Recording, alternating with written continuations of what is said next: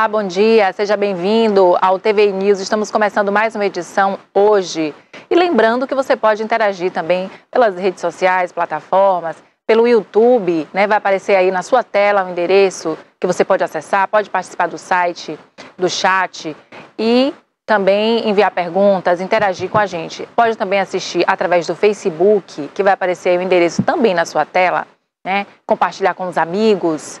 Inclusive pode assistir pela TV a cabo, canal 24.2, né? Pode assistir pelo celular, pelo tablet, computador, pela TV, de todas as formas. Hoje nós temos notícias, nós vamos falar aqui hoje no TV News sobre segurança pública. Nós temos o mestre especialista em segurança pública, o professor Roberto José, que vai participar aqui com a gente, né? Temos a jornalista Toné, temos o jornalista Joel. Também nós vamos discutir um pouco sobre esse assunto para você ficar antenado. Vamos falar também sobre a questão da poluição sonora, né? E o que tem sido feito para que isso tenha uma providência, né? Vamos saber mais também sobre com o presidente da OAB, que também está aqui conosco nos bastidores. Daqui a pouquinho ele vai estar aqui com a gente falando sobre a falta de juízes na comarca de Camaquã. Então teremos muitos assuntos hoje interessantes para você acompanhar, tá certo? E vamos começar com a previsão do tempo para as principais cidades da região. Em Ilhéus, temperatura máxima 27 graus, mínima 19, com probabilidade de chuva 11%, tempo parcialmente ensolarado em Ilhéus. Itabuna também faz sol, com máxima de 27 graus, mínima de 17 e probabilidade de chuva 10%. Em Buerarema, a máxima de 27 graus, mínima de 17, probabilidade de chuva 12%, tempo parcialmente nublado lá em Buerarema. E em Itacaré está chovendo, máxima de 26, mínima de 21, com probabilidade de chuva 54%.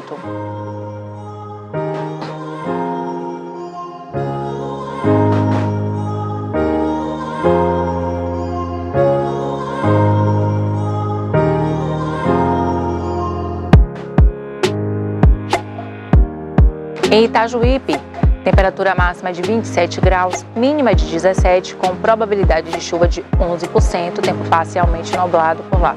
Em Ibicaraí, temperatura máxima 27 graus, mínima 15, com probabilidade de chuva de 10%. O tempo parcialmente nublado também em Ibicaraí. Para Canavieiras, máxima de 27, mínima de 19, probabilidade de chuva de 10% e tempo parcialmente nublado.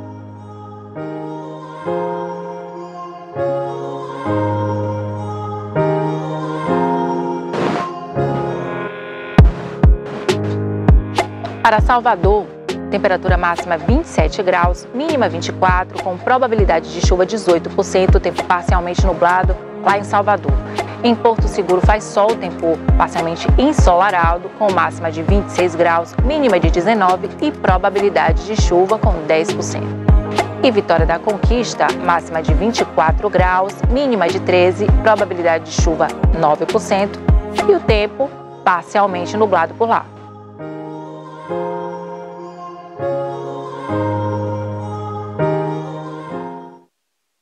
É isso aí, para você acompanhar, já se programar o seu dia, né? Se vai levar o guarda-chuva ou não, como é que vai estar a temperatura. Olha, o nosso programa hoje está recheado de coisas boas, você vai acompanhar, compartilha com seus amigos, né? Vamos aí interagir, aumentar a audiência. O professor e mestre Roberto José já está aqui com a gente. Bom dia, Roberto José. Bom dia, minha amiga Bárbara. Bom dia a todos que nos assistem. Bom dia, Joel. Minha amiga Toné, que estão aqui hoje, né? Essa dupla dinâmica do jornalismo do Cacau, né? Da região cacaueira e do sul da Bahia, por que não? Que a gente amplia, né? Satisfação estar aqui hoje, né? Para a gente discutir um tema tão importante, que é a letalidade policial, né? Que é a denominada morte por intervenção policial. Do ponto de vista do Código Penal, é um excludente de licitude, desde que todas as condições estejam ali postas, né? O Brasil, Bárbara, só para você ter uma ideia, só para a gente introduzir aqui, o Brasil, Joel, é líder mundial em letalidade policial. E o segundo maior líder é a polícia dos Estados Unidos da América. Porém, em 5 anos, o Brasil matou mais do que os Estados Unidos em 30 anos. Então, são números de catástrofe mesmo, né? É desproporcional. E a novidade, né, que não é novidade, nos últimos 3 anos, segundo dados do Fórum Brasileiro de Segurança Pública e da Anistia Internacional, o Fórum ele acompanha o desenrolar desses dados, Joel e Toné. No dia a dia, a metodologia do Fórum é diferente da metodologia das secretarias estaduais de segurança pública, e aqui eu peço uma pausa para explicar como é que funciona, porque tem muita gente que pergunta, Bárbara, mas os dados da SSP demonstram uma direção, os dados do Fórum Brasileiro trazem números muito mais acirrados. Veja bem, os dados do Fórum Brasileiro têm uma relação direta com o Sistema de Informações de Morte, Joel, que é uma plataforma linkada, Bárbara, direto com o Ministério da Saúde. Então, assim, para você, Toné, sepultar alguém, você vai precisar de uma certidão de óbito. Então, o cartório, na hora que for emitir a certidão de óbito, antes ele tem que abrir uma plataforma do SIM, Sistema de Informações de Morte, e informar quem morreu, a idade, fazer um cadastramento prévio, causa-morte segundo a certidão de óbito. Essa informação vai alimentar esse banco de dados, que é o Sistema de Informações de Morte. Para você ter uma ideia, quando a gente analisa dados de violência, de violência contra a vida, né? Aí você entra o homicídio, o latrocínio, embora no Código Penal seja um crime contra o patrimônio, mas por consequência a vítima morre, né? Para o Código Penal é um crime contra o patrimônio, mas para fins estatísticos a gente admite um indicador grave de violência contra a vida. Então você tem esses dados, além do homicídio intencional, que é o doloso, não o culposo. Você tem aí o latrocínio, lesão corporal seguidas de morte. E a morte por intervenção policial, que a gente chama de morte letal intencional, MLI, morte letal intencional. Antes a gente chamava de CVLI, que era crime violento letal contra a vida. Mas para fins didáticos, para uma demonstração efetiva da violência, a gente precisa incluir essas mortes por intervenção policial. Uma vez que a morte por intervenção policial, em tese, não é crime, porque no Código Penal a gente já chama de excludente de ilicitude, desde que todos os fundamentos legais estejam postos. Então, o Brasil é líder mundial, segundo os Estados Unidos, e a gente mata muito mais do que os Estados Unidos. Dados do Fórum Brasileiro de Segurança Pública, do qual eu faço parte, e da Anistia Internacional. O Brasil, nos últimos 5 anos, matou mais do que os Estados Unidos, que é o segundo no mundo, do que os Estados Unidos em 30 anos. Então, é um dado que precisa ser levado a sério. É verdade. A gente vê o crescimento, né, do crime, da organização criminosa no Brasil, e a gente também observa esses dados de letalidade policial, né, que é justamente a morte dos policiais, né, em combate, né, e às vezes até fora de combate. Nós reservamos aí algumas figuras, eu passei para a Rafa, inclusive sobre a morte de policiais, né? A polícia que mais mata também, ela passa a ser a polícia... O quê? Eu vou reenviar. A polícia que mais mata, ela acaba sendo também, Joel, por tabela, a que mais sofre. Mas segundo as informações, segundo os dados estatísticos do Fórum Brasileiro de Segurança Pública, um percentual muito grande dessas mortes de policiais vítimas de violência se dá fora do serviço, né? Exatamente naquilo, Bárbara, que a gente chama de bico, né? Então daqui a pouco a gente vai mostrar como é que tá esses números aí, para que isso seja muito bem evidenciado, né? O fato é que no Brasil a polícia de forma geral, no Brasil, ela chega a 13% de toda a mortalidade, toda a morte intencional. De toda a morte intencional. Vou passar para a Toné que ela quer fazer uma pergunta. Letalidade policial, agora... Não, policial não. Para você olhar seu celular. Letalidade não foi policial, não? Letalidade policial que estavam falando. Letalidade policial. Exatamente, estavam falando sobre isso. Então, mas mesmo assim, Roberto, eu quero dizer o seguinte. Aliás, antes, bom dia. Bom dia, Joel. Bom dia, Bárbara. Bom dia a todos. Bom dia, Roberto. Esses números são realmente apavorantes, assombrosos. e impressionantes. Em São Paulo, nos últimos dias, com a operação, parece Escudo, se não me engano. É, Escudo, é. Matou 16 pessoas ligadas ao crime. Não sei se tem inocente no meio. Me parece também que teve gente que caiu aí sem ter nada a ver. Em Salvador, eram 30 até ontem. Morreram mais 3 ontem. 33 na Bahia. Só na capital. Isso é um número que impressiona. Agora, vamos dizer, deixaram correr muito solto. O crime organizado tomou conta. A criminalidade tomou conta. Então ficou mais difícil. Agora, como você termina... E esse tipo de trabalho, de operações, tem que ser feito regularmente. Não é de uma vez só e matar um bocado de gente. Não funciona assim. Tem que começar a fazer esse tipo de operação, nem que seja semanal, quinzenal, mensal, para ir tirando de tempo. E outra coisa, as armas. Querem tirar as armas dos cidadãos, mas se esquece, tem que tirar a arma do bandido. Tem que tirar as armas do bandido, os fuzis e tudo. Bandido agora foge de helicóptero, tem fuzil que derruba helicóptero, tem armamento pesado, que as fronteiras estão abertas e as armas estão entrando. Então, o cidadão de bem tem que ter porte de arma. O bandido não precisa. Aí fica difícil, viu, Roberto? É ruim essa letalidade policial, mas tem que ver o outro lado também. Tem muita gente da polícia morrendo. O policial, ele não pode andar fardado, se ele tiver de folga.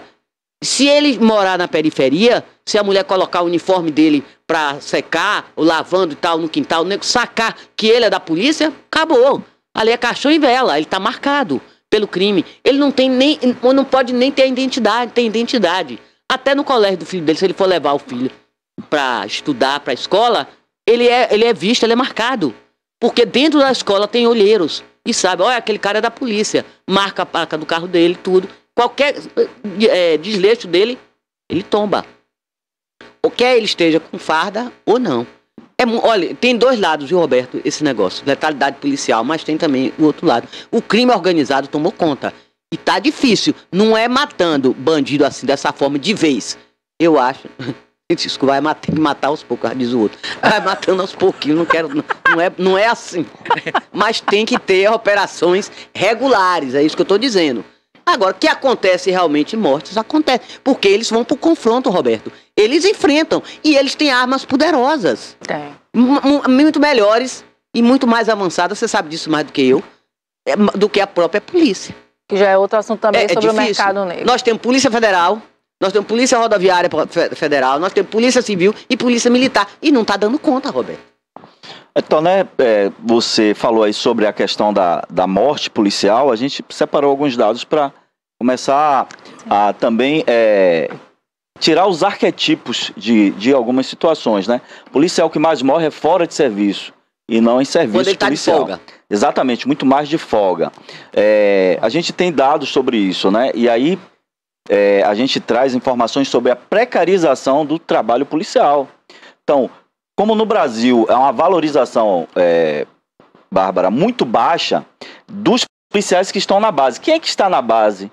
Quem é que tem o contato direto, Bárbara, com a população? É o cabo, é o soldado, o cabo e o sargento. E a remuneração, de uma forma geral, no Brasil é muito baixa. Isso, em consequência, Joel, traz a precarização do trabalho. E o policial vai precisar buscar um segundo emprego. De segundo emprego, vai ser segurança de shopping. É o famoso bico, né? Bico, exatamente. De shopping ainda é uma coisa mais... Mas aí, naqueles recantos da periferia, em supermercados e tal. E aí a gente tem um problema que um percentual muito grande de morte Roberto, de policial se dá necessariamente nesse bico. E pode, se, por exemplo, ele é servidor, ele é da Polícia Militar, ele é servidor. Ele pode ter outro emprego? Um bico? Pronto, aí pode? Agora a gente vai entrar na questão do pode e do deve. Poder pode, não deve. Tanto pode que tem. É que tem. E aí, em razão disso, dos baixos salários, acaba que o comando e o próprio governo acaba fazendo vista grossa para isso. Não pode, não deve, né? Mas... Que ele é servidor público. Ele é servidor público, ele não pode ter um segundo vínculo. A não ser, a legislação determina isso, a não ser que seja como professor ou na área médica, né? Sendo médico ou sendo qualquer outra função na área médica. Na área administrativa, né? Não, na área administrativa ele não pode ter um segundo vínculo. Só como professor ou na área médica, né? Na área de saúde. Fora isso, não pode, então é proibido. Mas aí acaba que o comando faz vistas grossas em razão disso, né? Os salários são muito baixos. A remuneração e a baixa. mortalidade policial se dá majoritariamente nesse segundo emprego, que é também um emprego precário com salários baixíssimos. Agora a gente precisa ir além da discussão para a gente não ficar aqui numa discussão assim, mas por que não tem isso, mas por que não tem aquilo? Toné, o modelo de polícia no Brasil, ele é importado desde quando a família real chega ao Brasil, que é um modelo militarizado, bem que naquela época a gente tinha a chamada as guardas locais, que eram as guardas municipais. Vem esse modelo vem se militarizando. No período da repressão militar, no golpe de 64, esse modelo toma forma.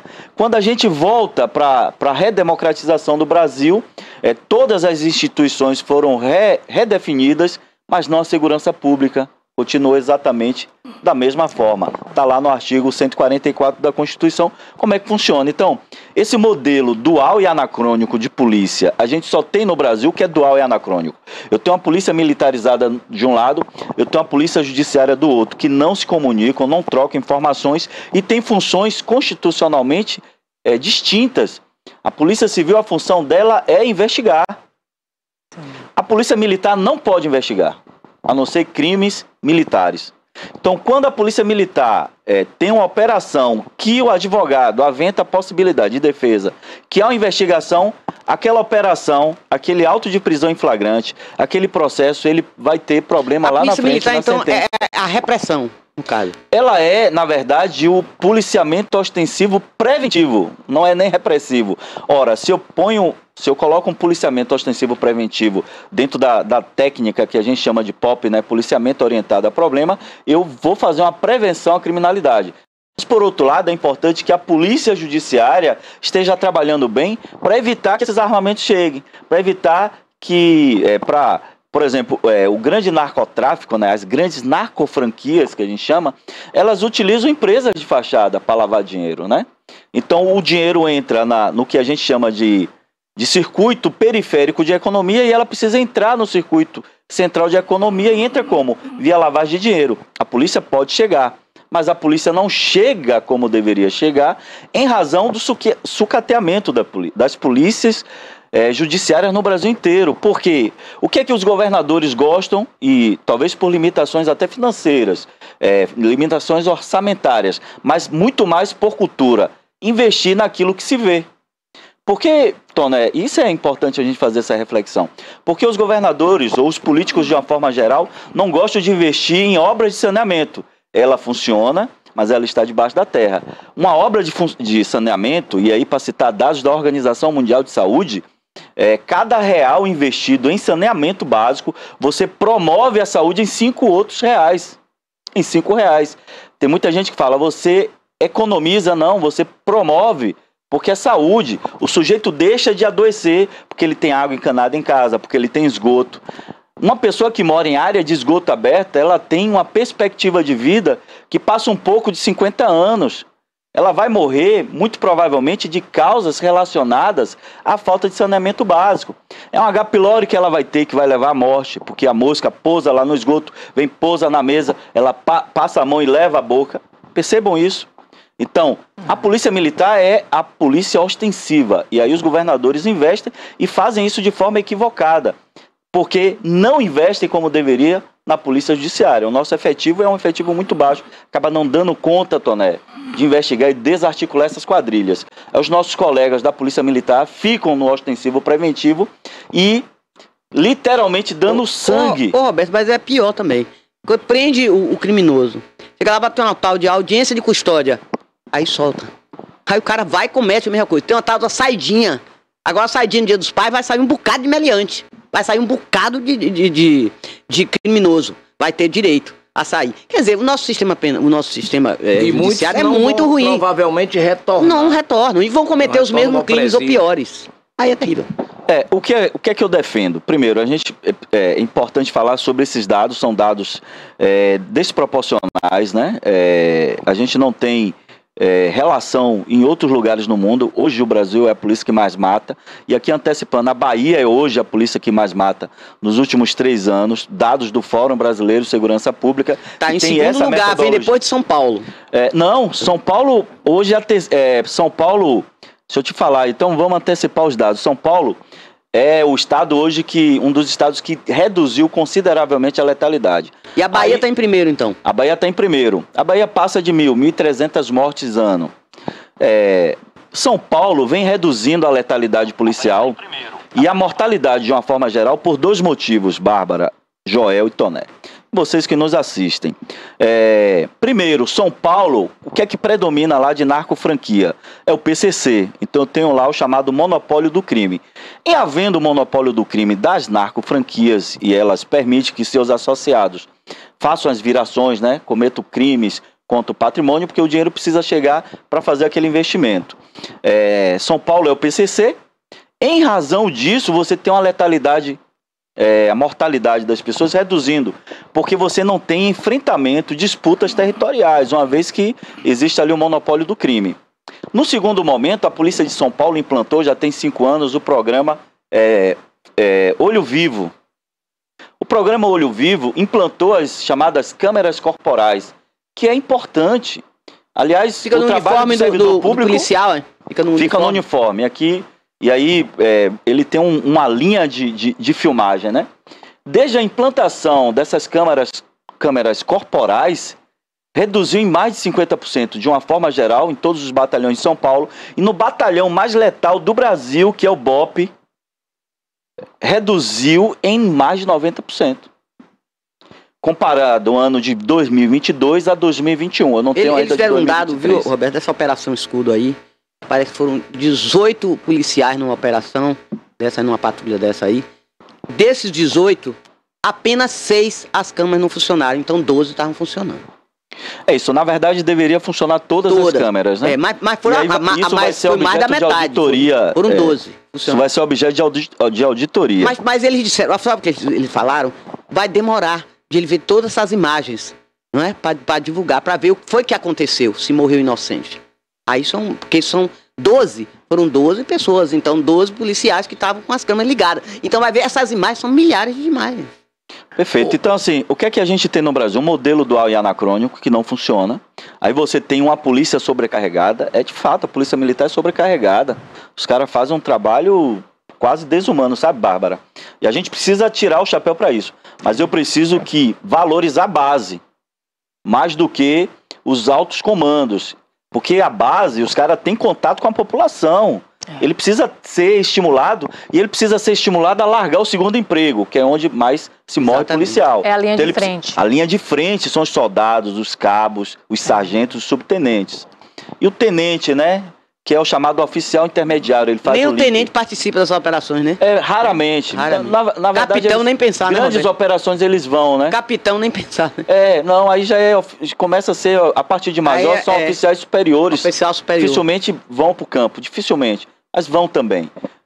Mas aí eu estou falando de valorização da base. E também falando que a gente precisa mudar o modelo. Então o Brasil precisa discutir o modelo de ciclo completo de atividade policial. Roberto, desculpa interromper.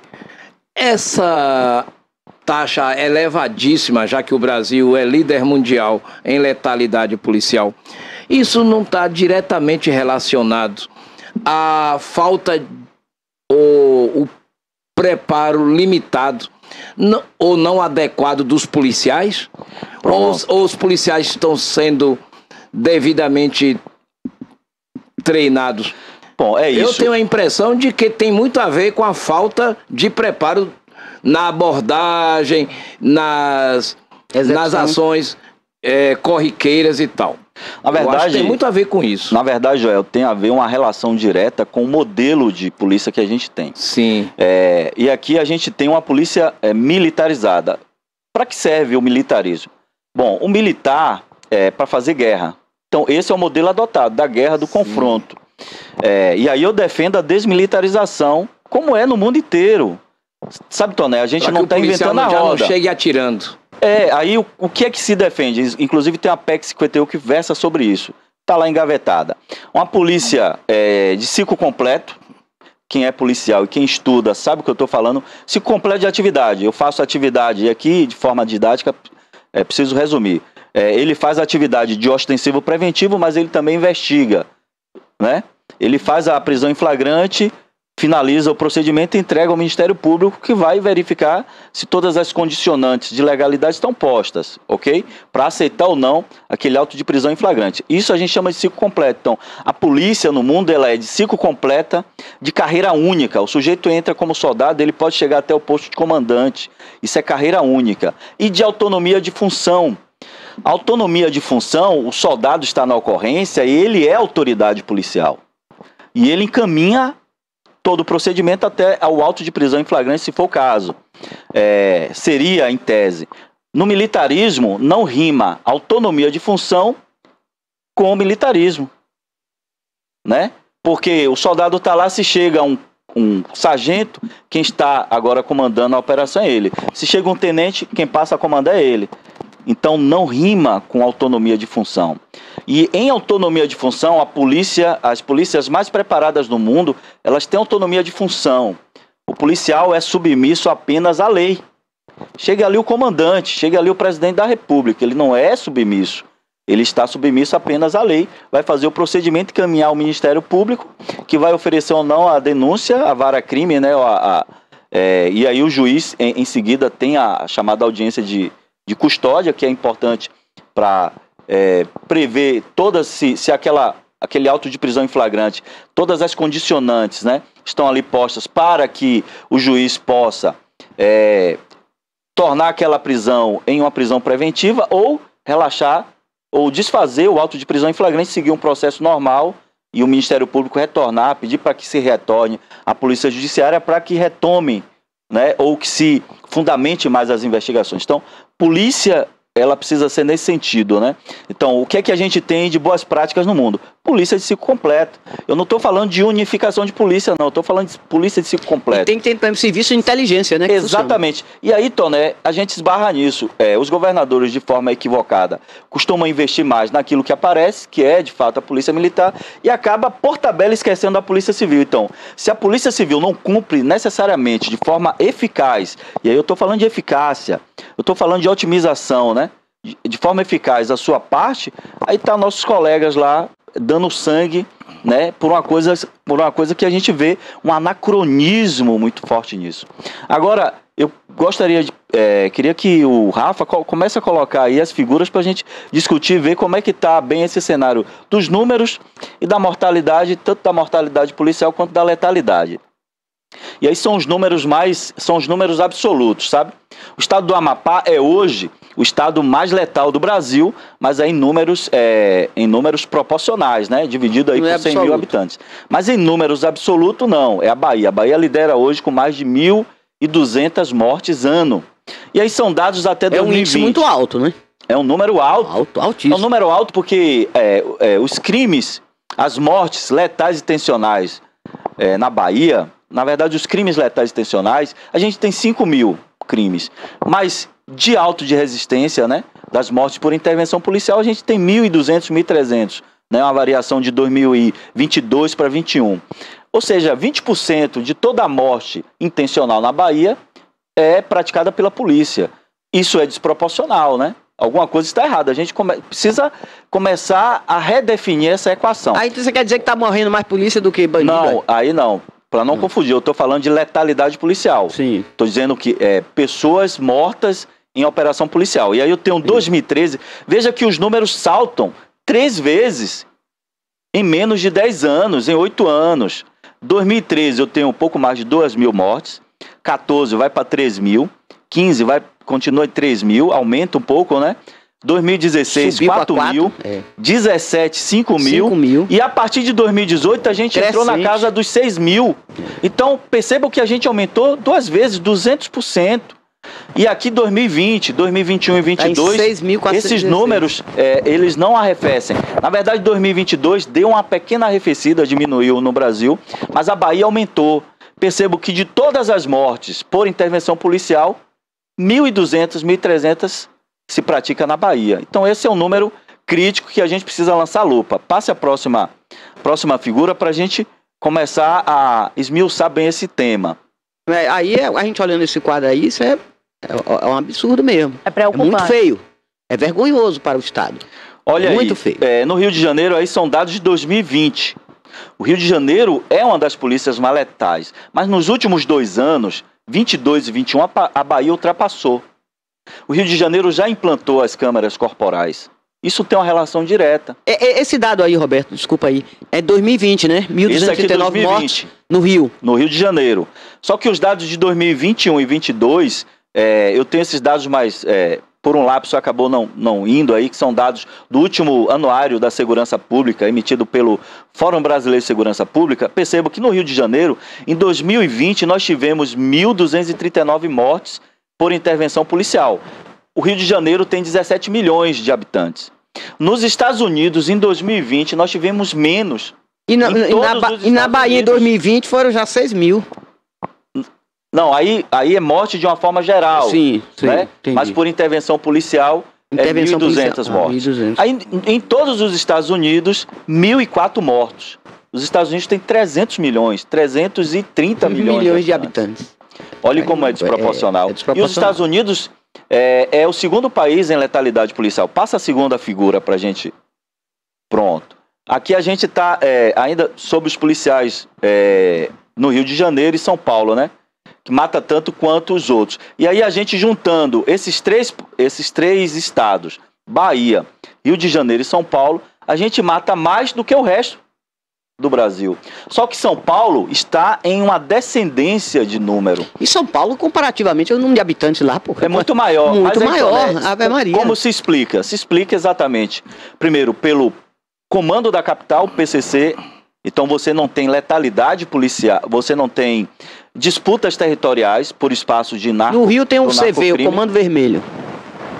Na verdade, o Rio você tem um predomínio de narcofranquias identitárias dos morros. Mas quem fornece drogas para o Rio de Janeiro, tudo é o PCC. Majoritariamente é o PCC, mas o Comando Vermelho, né? O CV, mas o PCC a franquia, né? A franquia. A gente chama de narcofranquia na criminologia de ambientes, que é objeto de minha pesquisa, foi no mestrado e é no projeto de doutorado, exatamente que elas funcionam como franquia empresas. do narcotráfico, exatamente. Eles são bem estruturados. Então percebam a diferença, né? Nesses 3 estados juntos, em 2020 nós tivemos 3.196, no resto do Brasil 3.200, né? Um número equivalente. Passa a próxima figura pra gente. Pronto. Aí agora, Toné, tá naquele número de policiais mortos. Em todo o Brasil, nós tivemos, em 2020, 371 policiais mortos. É um número alto. O Brasil é líder no mundo. Mas quem lidera em mortalidade, isso são as pesquisas que dizem, viu, Joel? Sim. Também lidera em mortalidade. É 2020 aí? Dados de 2020. Perceba que de 371 policiais mortos no Brasil em 2020, 290 foram fora de serviço e 77 de serviço. Então, essa folga, boa parte nesse serviço de bico, é que os policiais vêm morrendo em razão da precarização do serviço, do baixo estímulo, da baixa remuneração, que a base, os cabos, soldados e sargentos têm no Brasil inteiro, não é diferente. Os altos salários das polícias militares estão a partir dos oficiais superiores, né? Mas comparado ao mundo, ainda assim, é uma baixa remuneração. O Brasil remunera muito mal os seus policiais. O Judiciário e o Ministério Público, no mundo, são as melhores remunerações, sabe? Ô Roberto, e nesse cenário de modelo, ao que parece, arcaico, de segurança pública, você vê possibilidade real de mudança para melhor, para não chegarmos ao nível de primeiro mundo, mas da gente avançar num curto prazo e diminuir consideravelmente essa letalidade policial? Olha, a perspectiva... O que você sugere, por exemplo? Não, eu sugiro que a gente comece a propor... Primeiro que eu sou contra aquela coisa de que você quer mudar as coisas, Bárbara, e acha que se muda criando leis, né? A lei penal é a última ratio, né? A gente define isso bem no direito penal. Mas é importante, Joel, que a gente comece a propor mudanças constitucionais, que a gente chama por emenda à Constituição no artigo 144, e mudanças também infraconstitucionais. Então, a primeira coisa que eu defendo é ciclo completo de atividade policial.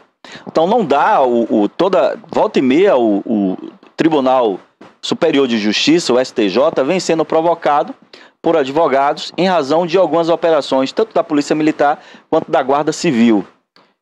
São operações que pressupõem investigação. Ora, nem a Guarda Civil Municipal, nem a Polícia Militar pode investigar. A Polícia Militar só investiga crimes militares. Quem tem as condições constitucionais, está lá no 44, para investigar é Polícia Judiciária Federal e as Polícias Judiciárias Estaduais, que são as polícias civis. Então, Joel e Toné, a gente precisa começar a discutir isso. Agora a gente tem um cenário difícil em Brasília, que é essa polarização política. Você tem os extremistas, né? Não vou chamar de extremista, mas você tem dois polos políticos, e isso vem tomando as discussões em Brasília. Então, aí você tem, por exemplo, na bancada da bala, que é feita por policiais. Ainda tem os milicianos, viu? A gente tá esquecendo os milicianos aí. Mas os milicianos são marginais, né? São bandidos que são oriundos majoritariamente, aí eu utilizo majoritariamente, que é uma palavra que diz em sua maioria, oriundos das forças policiais. Corpo de Bombeiros, e aí a gente cita bem o Rio de Janeiro, que geralmente é formado por ex-policiais, né? É por ex-policiais ou por policiais da ativa que ainda não foram excluídos, que não foram pegos nas investigações internas ou em operações da Polícia Civil ou Federal. Então, assim, a gente precisa rever esse modelo, gente. Esse modelo é dual e anacrônico, sabe, Bárbara? Ele só existe no Brasil, Serra Leoa, Guiné-Bissau e Turquia. São países que não são modelos de segurança pública para lugar nenhum do mundo. Os modelos dos países democráticos, né, que são democracias consolidadas, são modelos de ciclo completo. Os Estados Unidos têm dezenas de polícias, todas de ciclo completo. O Brasil, a gente vive uma coisa que as pessoas moram nos municípios. O Estado e a União são peças ficcionais. É preciso ter uma atenção especial para as guardas municipais. Então eu defendo que as guardas municipais, GCMs, os famosos GCMs, sejam incluídos na política de segurança pública. Porque aí você começa a deslocar a PM para funções Roberto, mais tem uma estaduais. história aí que queriam desarmar os GCMs, é brincadeira? Não, isso é história, né? Mas tem uma história dessa, não mas tem? Mas não, o que é que a gente tem em termos de legislação? A gente tem uma legislação de 2013, de Dilma Rousseff, que era presidente, que ela criou a lei orgânica das guardas municipais, dizendo como ela deve funcionar. Ela não pode ser comandada por sujeitos externos, né? Não pode ser comandada por um policial militar, por ninguém externo, só por GCM. Então ela começou a colocar ordem naquela bagunça, mas é preciso trazer as guardas municipais para a função, de fato, de polícia. As guardas municipais têm função de patrimônio e pode prender em razão da função de patrimônio. Agora, em razão de outra função, não. Roberto, a gente está falando aqui de letalidade policial e a gente fala basicamente de policiais fardados, seja guarda civil municipal ou policial militar. E nesse cenário, como é que fica a polícia civil? Veja bem, naquela figura anterior, a gente demonstrou ali, são dados do Fórum Brasileiro, de que os policiais que morrem, em sua maioria, quase 80% estão na folga. Sim. Percebam aí. Como se fossem civis, então. Exatamente. 78% estão na folga. Então não estão fardados. Estão no bico. Percebam que os estados em que mais se mata, também é aquele que mais se morre. Rio de Janeiro, São Paulo, Bahia. Pará e Sergipe, Pernambuco e a Bahia logo em seguida. Então há uma relação. Primeiro, boa parte, 80%, os policiais estão de folga. Estão majoritariamente nos bicos, né?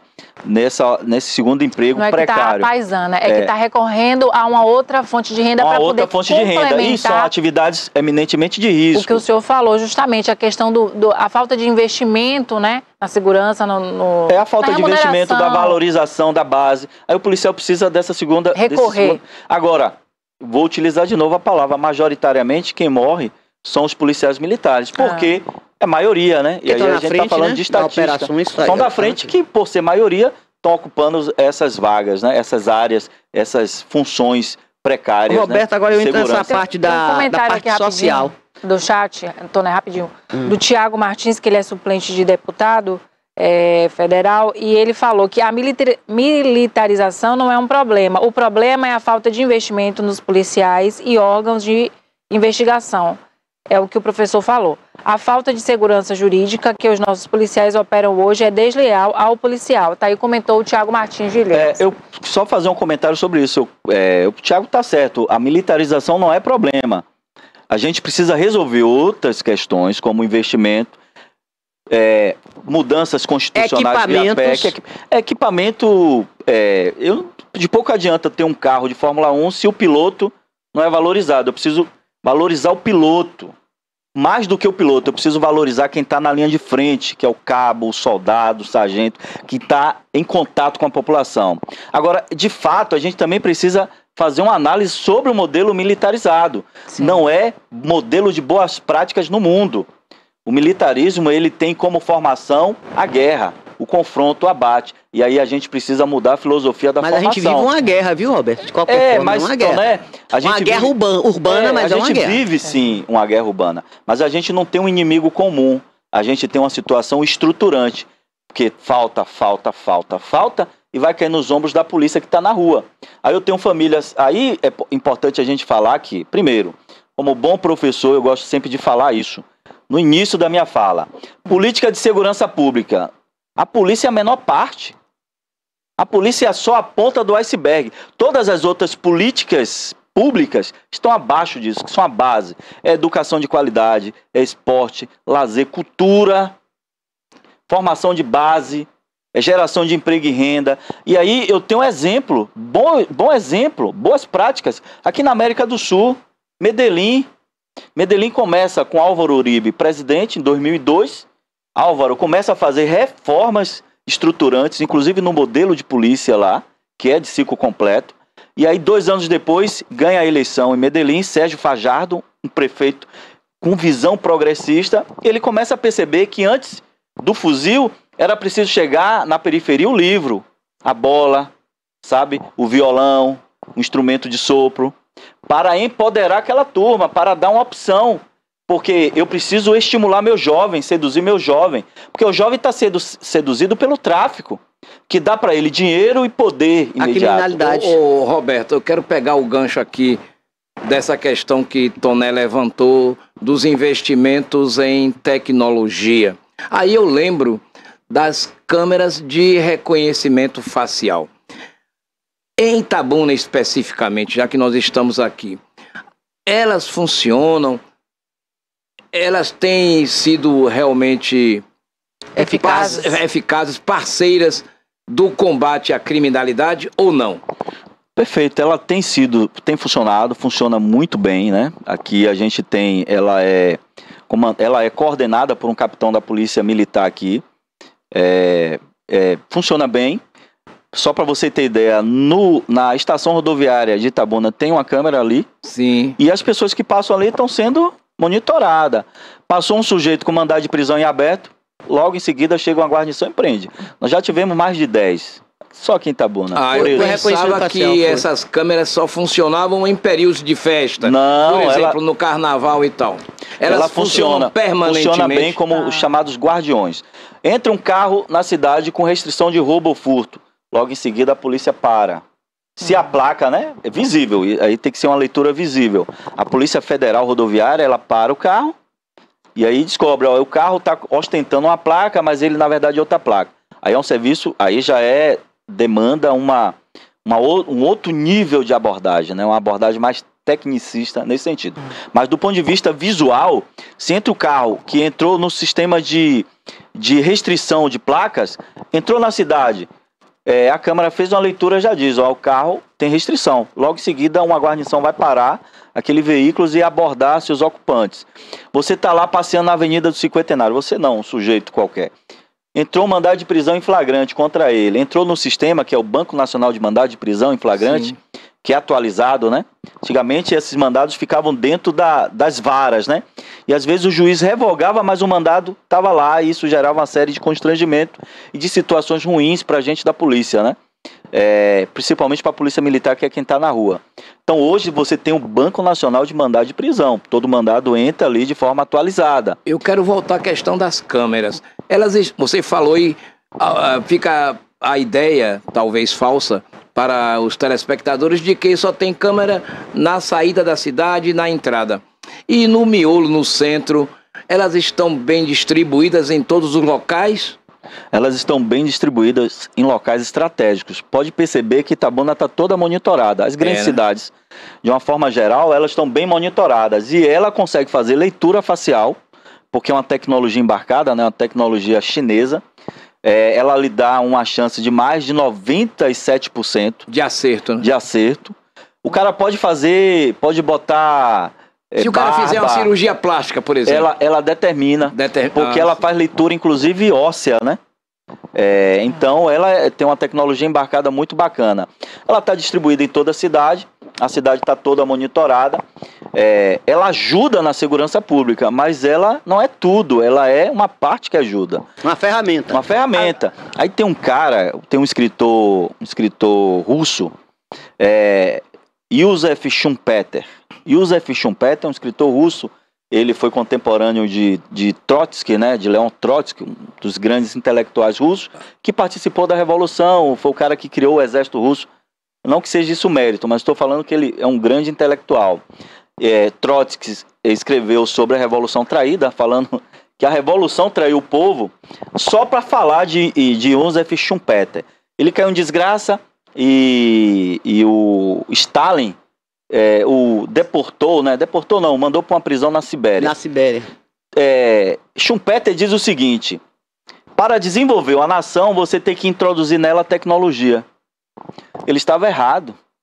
Milton Santos, brasileiro, baiano aqui de Brotas de Macaúbas, o maior geógrafo que a Bahia, que o mundo, um dos maiores do mundo e maior do Brasil, ele diz o seguinte: não, o desenvolvimento ele precisa ser endógeno, ele precisa ser nas pessoas, através da educação. Uma vez atingido o nível de educação, ou seja, investimento em quem?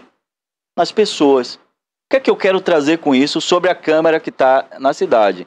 Não adianta, é importante ter, é importante. É importante ter viatura, é importante. É importante ter as EPIs, né, colete, a prova de bala, armamento do melhor que existe no mundo, que são as Glocks, né, que o Estado da Bahia comprou agora.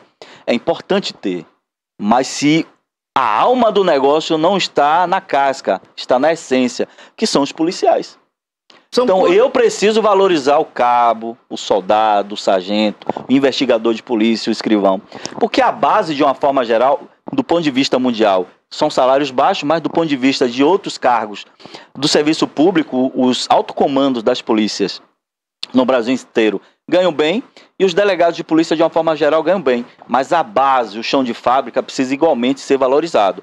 E nessa estatística, você vai ter aí 99% quem está morrendo são os policiais da base. Professor, o nosso tempo já está chegando ao fim. Eu quero finalizar aqui com uma pergunta, voltando ali ao guarda municipal, para saber da sua opinião, né, do seu conhecimento, que você é especialista em segurança pública, até onde o guarda municipal pode ir e se geralmente ele tem cometido excessos, assim, a gente vê na internet muitas polêmicas, né? Ele não tem acesso a armamento. Para você comentar sobre isso. Eu sou entusiasta da guarda municipal. Eu acho que ela precisa ter uma outra função de segurança pública na cidade, porque as pessoas moram no município. Eu preciso valorizar isso. E quem conhece de policiamento comunitário é quem está na comunidade, que é a prefeitura. As pessoas moram no município, não no estado nem na União. Então eu sou entusiasta das guardas. Eu acho que a gente precisa ter uma garantia de um piso nacional, uma garantia por emenda à Constituição, trazer mais a guarda nesse contexto da segurança pública. Colocar lá no artigo 144 da Constituição. Está num parágrafo 8º do 144 sobre a guarda, mas a gente precisa consubstanciar mais a função.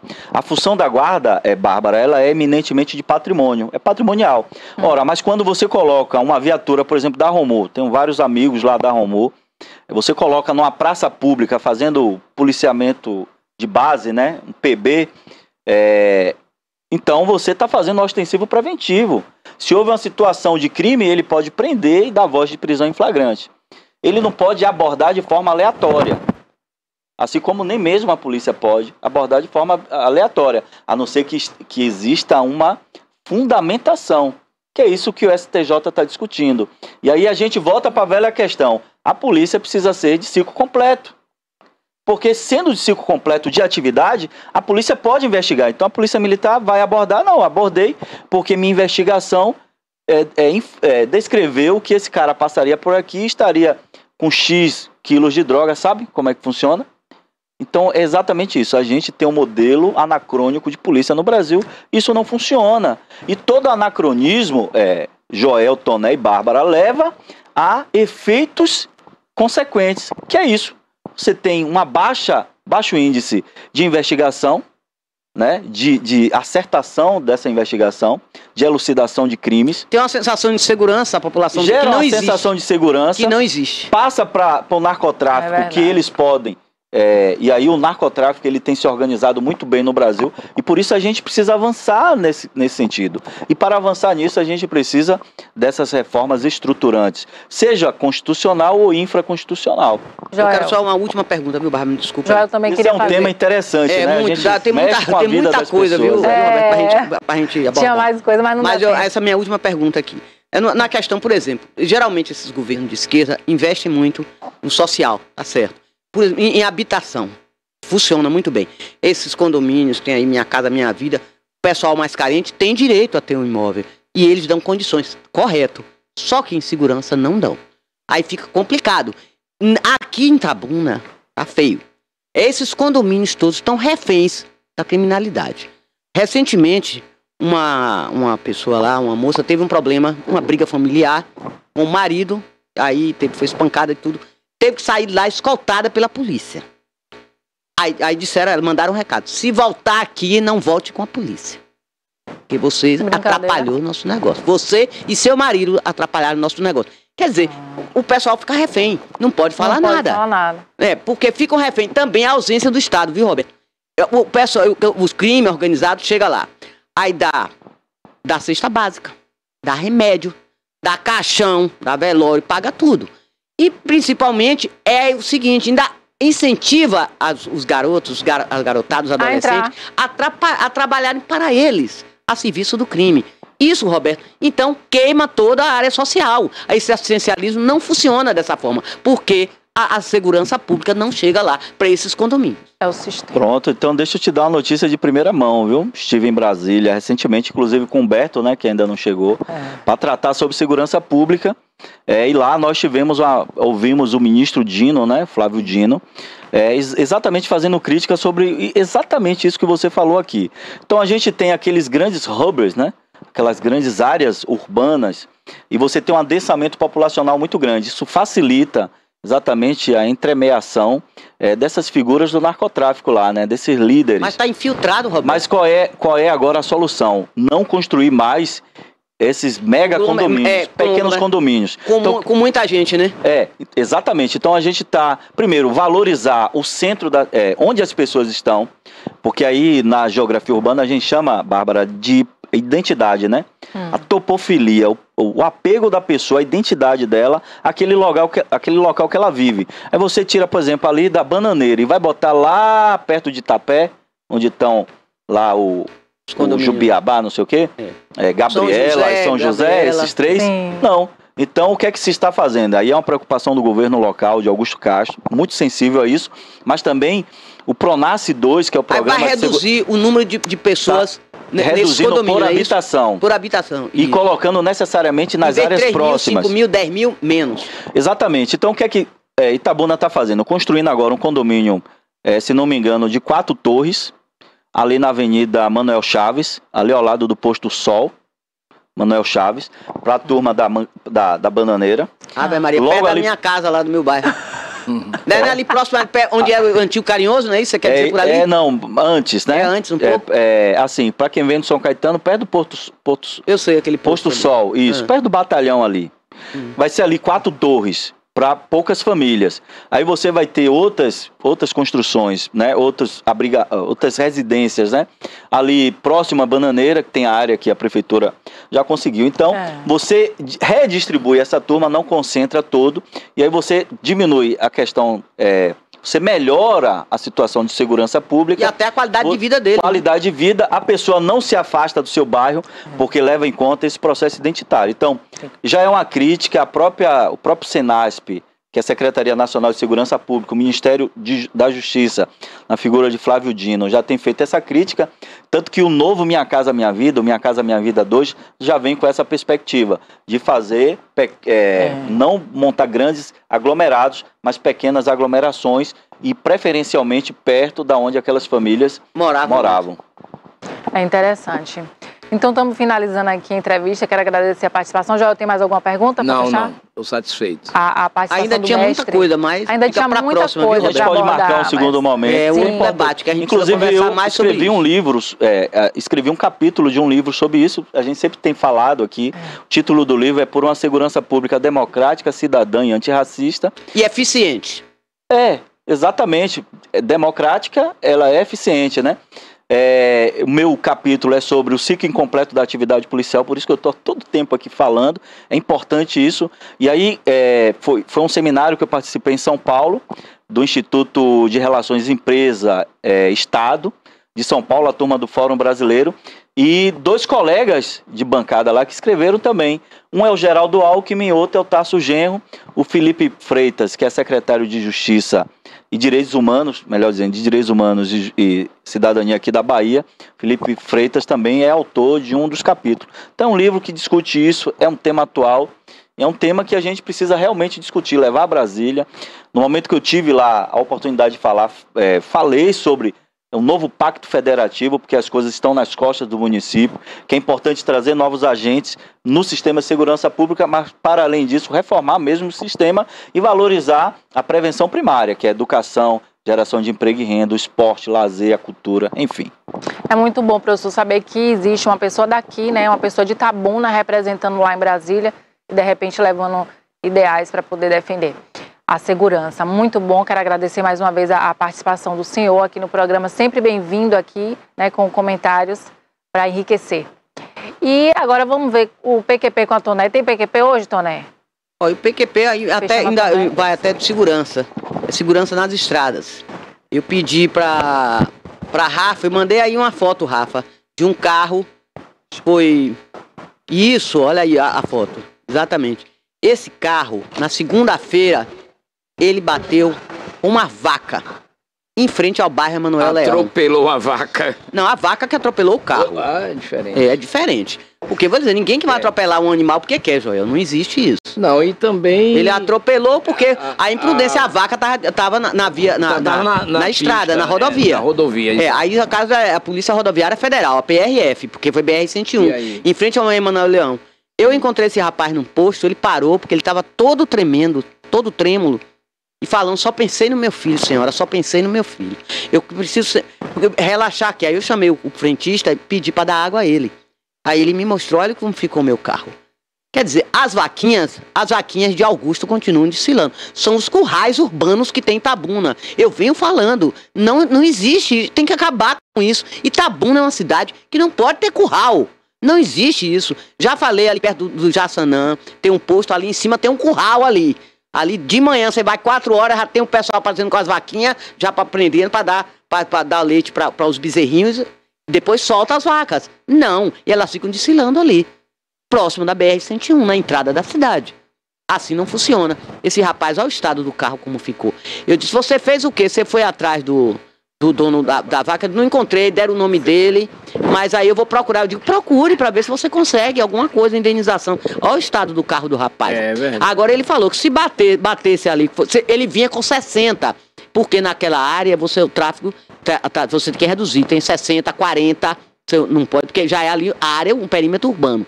Ele disse, se viesse com 80, minha senhora, eu tinha me lascado. O estrago seria porque bem... a vaca tinha levantado, tinha batido no vidro e tinha me acabado, no para-brisa. Gente, isso foi segunda-feira à tarde. Você vê o estado do rapaz, branco, feiticeira, trêmulo, Joel. Coitado dele, só pensei no meu filho, senhora, só pensei no meu filho. Quer dizer, tudo bem, a vaca, não queremos que mate os animais, mas perder uma vaca, até, mas você perdeu uma vida humana. Isso é feio. O prefeito acaba com isso. Ou a Polícia Rodoviária Federal também, que ali vai dizer, não, a fiscalização ali é a Polícia Rodoviária Federal. Sim, vai fiscalizar. Mas tem que acabar com os currais urbanos que tem na cidade. Aí é que eu tô falando, acaba com isso. Você não pode estar criando gado, vaca, animal, jegue, o diabo dentro da cidade. Isso tá errado. Acaba com isso. Tem que monitorar e saber, então, não, aqui não pode. Você tem que ficar a não sei quantos quilômetros na área rural. Não aqui, dentro da cidade. Tá aí o PQP com a jornalista Toné, né, falando as informações. E nós temos outro convidado agora, Toné Joel, que é o presidente da OAB Itabuna, o Rui Carlos Rodrigues, está aqui com a gente, né? Bom dia, Rui, seja bem-vindo. Bom dia, Bárbara, tudo bem? Tudo bem. A sua câmera é essa aqui, eu acho. Isso, aquela mesma. Fica à vontade. O Rui, ele veio conversar com a gente hoje aqui, ele veio tratar do assunto. O tema é a falta de juízes na comarca de Camaquã. Ele vai explicar para a gente sobre essa situação, né? E você vai ficar por dentro. Pode fazer perguntas, pode interagir no chat, né? Que ele é uma pessoa bastante preparada para estar respondendo.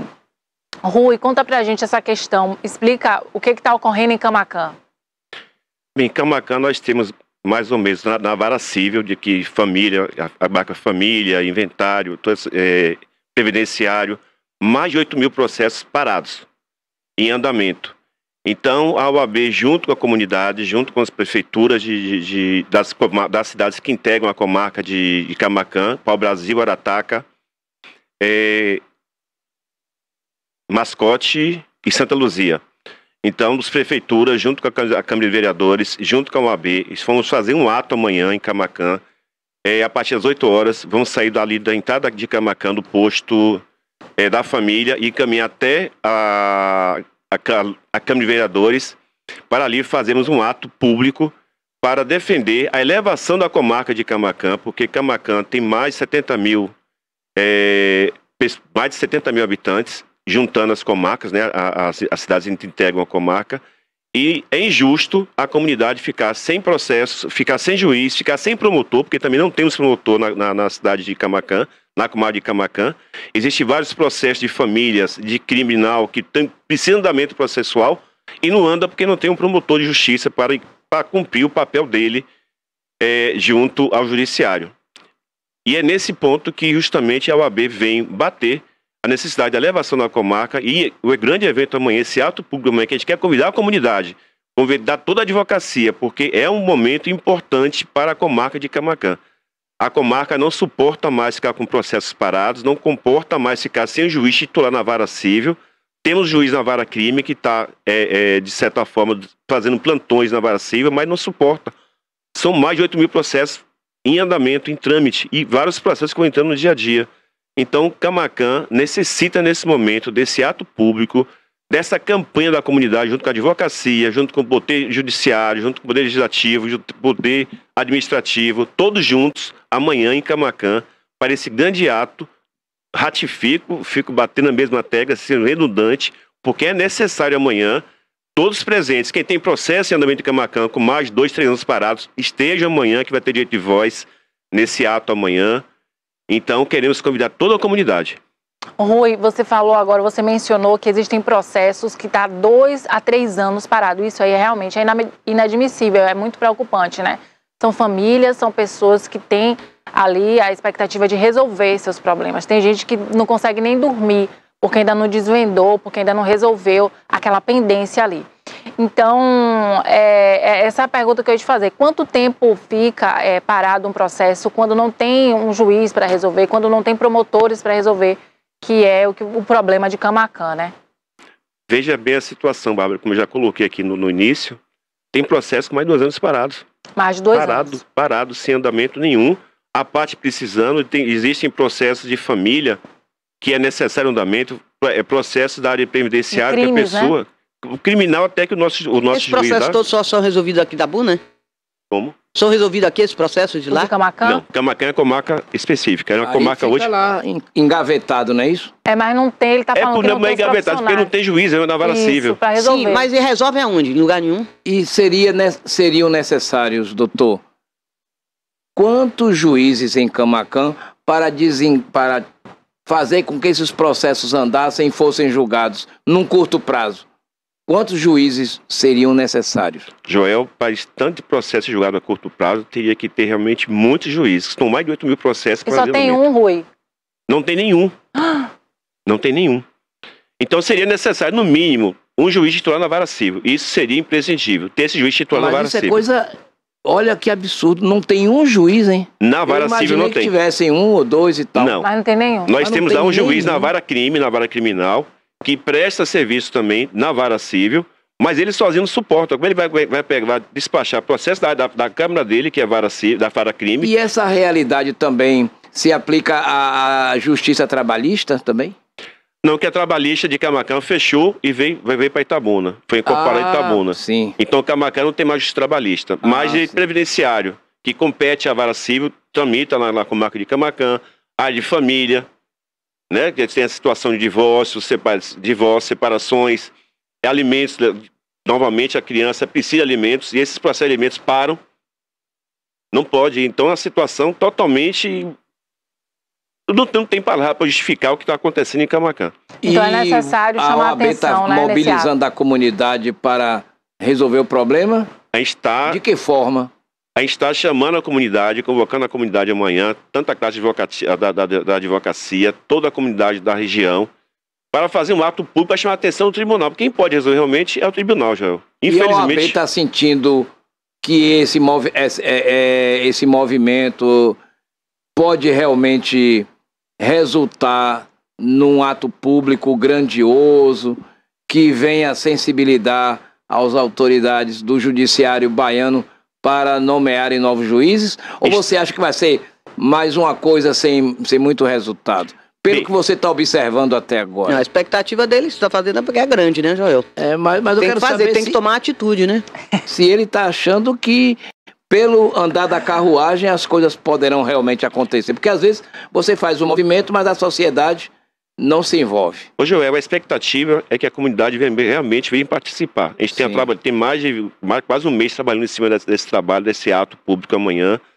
E já visitamos todas as cidades que integram a comarca de Camaquã. Eu fui pessoalmente nas cidades, conversei com os advogados da cidade. É Pau-Brasil, Arataca... Pau-Brasil, Santa Arataca, Luzia, Santa Luzia.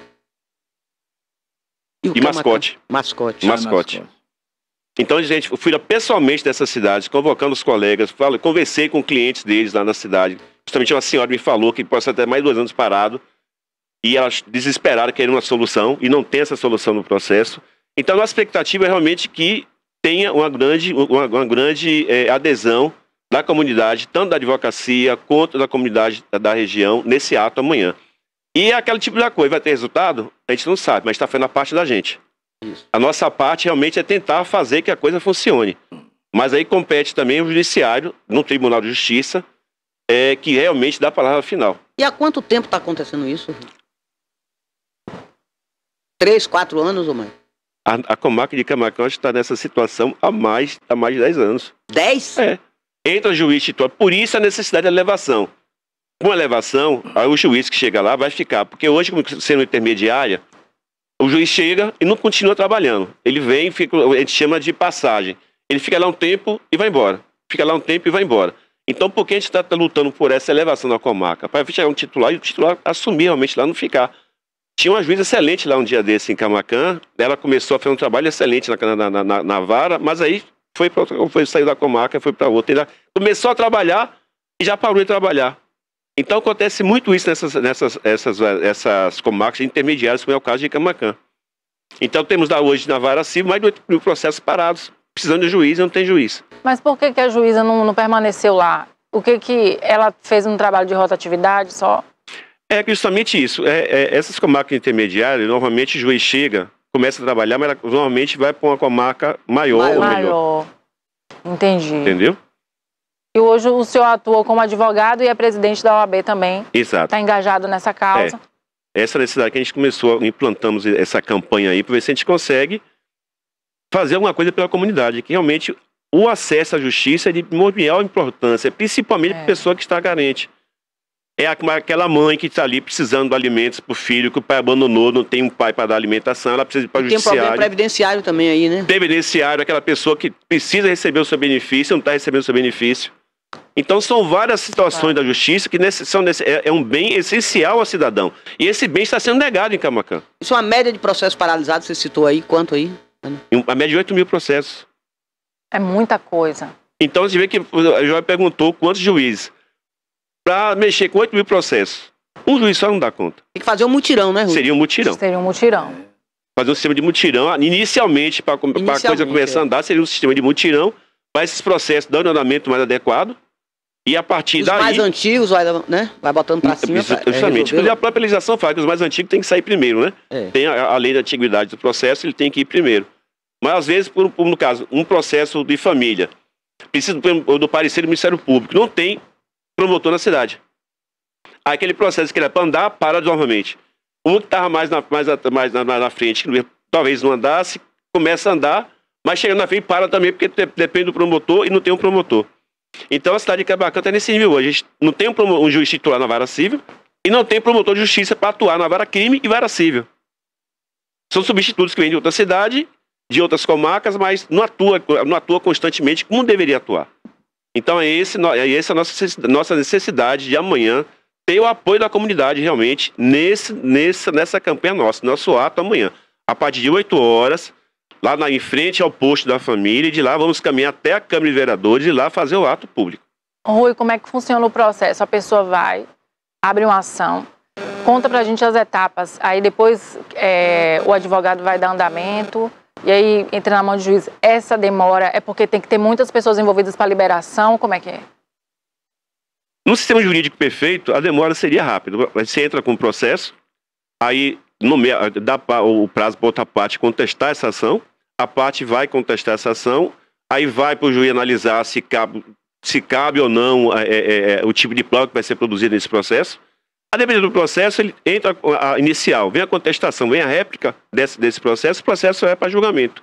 Tem uns que são mais complicados, depende de perícia, depende de testemunha. Então, esse processo realmente demora mais. Mas, literalmente, um processo mais simples, a demora dele era rápida. 6 meses, tem vários que 6 meses um processo está extinto. E tem vários que tem processo de 15 anos que não está no lugar. Eu tenho um processo numa determinada vara que já tem 15 anos. É brincadeira. É uma vida. 15 anos é uma vida. É uma vida. É um processo de inventário. Normalmente, inventário acontece isso. E um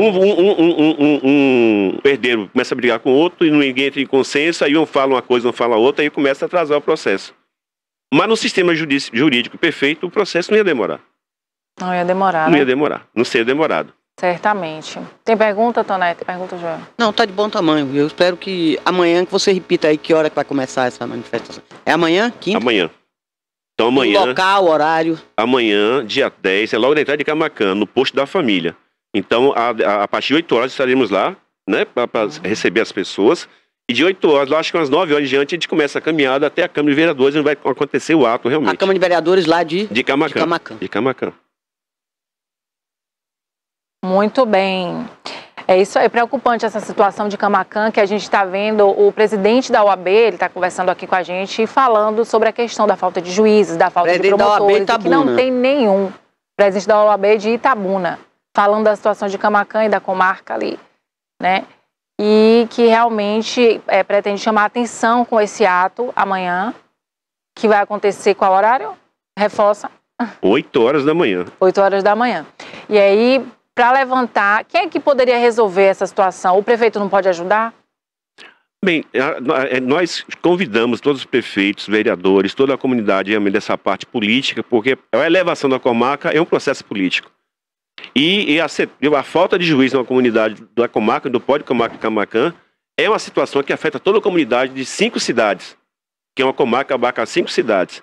Então, é necessário realmente a participação do poder público nessas ações. Agora, quem pode resolver realmente é o Tribunal de Justiça. Tudo é o Tribunal de Justiça. Ele que vai definir em instância final como vai designar esse juiz, como é que vai dar andamento, como é que pode fazer realmente, trazer vários juízes para fazer mutirão, né, para o andamento processual. Tudo depende do tribunal. Esse ato amanhã é para chamar a atenção do tribunal. Para cobrar, né? Para cobrar do tribunal. Inclusive, por isso, a participação da imprensa é necessária, porque vocês realmente é um quarto poder, vocês ajudam realmente nesse sentido. E a comunidade é um ato social que a comunidade realmente precisa. E a sociedade civil tem que participar. Tem que porque participar. é o principal interessado nisso. Exato, exato. É verdade, muito importante levantar esse tema. Quero agradecer a presença, né, do Rui e dizer que nós estamos na torcida para que realmente Camaquã tenha juízes para poder solucionar. Juízes e promotores, né? Juízes e promotores. Para poder solucionar esses crimes, para poder eliminar esses processos que o Rui falou, o presidente da OAB de Itabuna, que tem 2 a 3 anos, né, aí, sem resolução. E isso são pessoas, são famílias que estão aí na expectativa para resolver. Ele falou de vários casos previdenciários, falou de casos de família, né, de inventário, né, o de inventário que demora mais, né, doutor? A depender da circunstância, sim. Já demora numa situação normal. Tem vários. Imagina sem funcionar. Teoricamente seria para ser rápido o inventário, né? Que era só para fazer a petição, todo mundo unido, fechar, acabou. Quando um tem mais de 5 herdeiros, um começa a brigar com o outro, cada um bota um advogado e aí o processo. É complicado. Aí vira litigioso. Lidar com gente não é fácil, não, viu? Mas é isso aí. Quero agradecer a presença do senhor. Pode deixar os seus comentários, seu comentário final.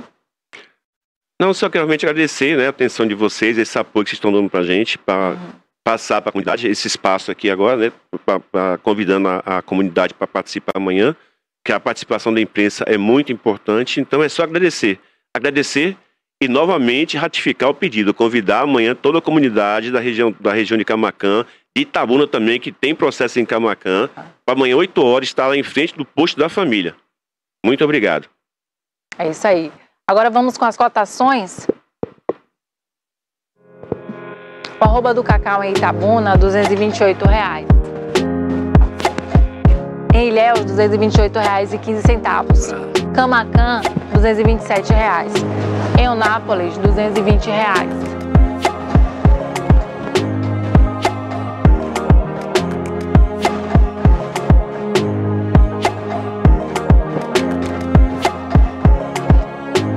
O arroba do boi 15 quilos, Feira de Santana, R$ 230. Itapetinga, R$ 210. Teixeira de Freitas, R$ 200. Em Salvador, R$ 230. E em Eunápolis, R$ 220.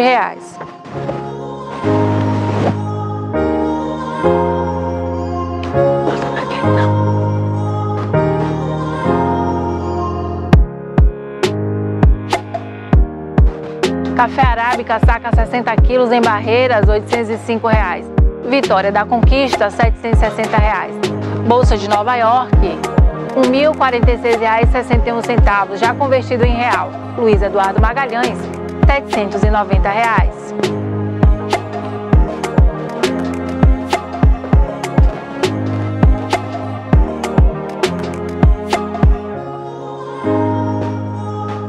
Em Eunápolis, R$ 605. E Itamaraju, R$ 605. Café Conilon.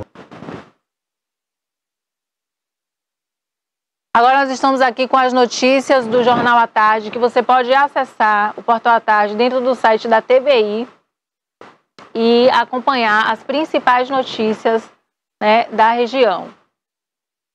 Aqui apresentou algum probleminha técnico aqui, Rafa. Mas, Toné, pode continuar comentando o que você estava falando aí das polêmicas que estão acontecendo em Itabuna. Da o quê? Das polêmicas que você estava comentando o que está acontecendo em Itabuna. Não, eu vou partir agora para a parte política. Sim. Engraçado, nós tivemos aí um final de semana do produtor. E a 4ª edição do final de semana do produtor.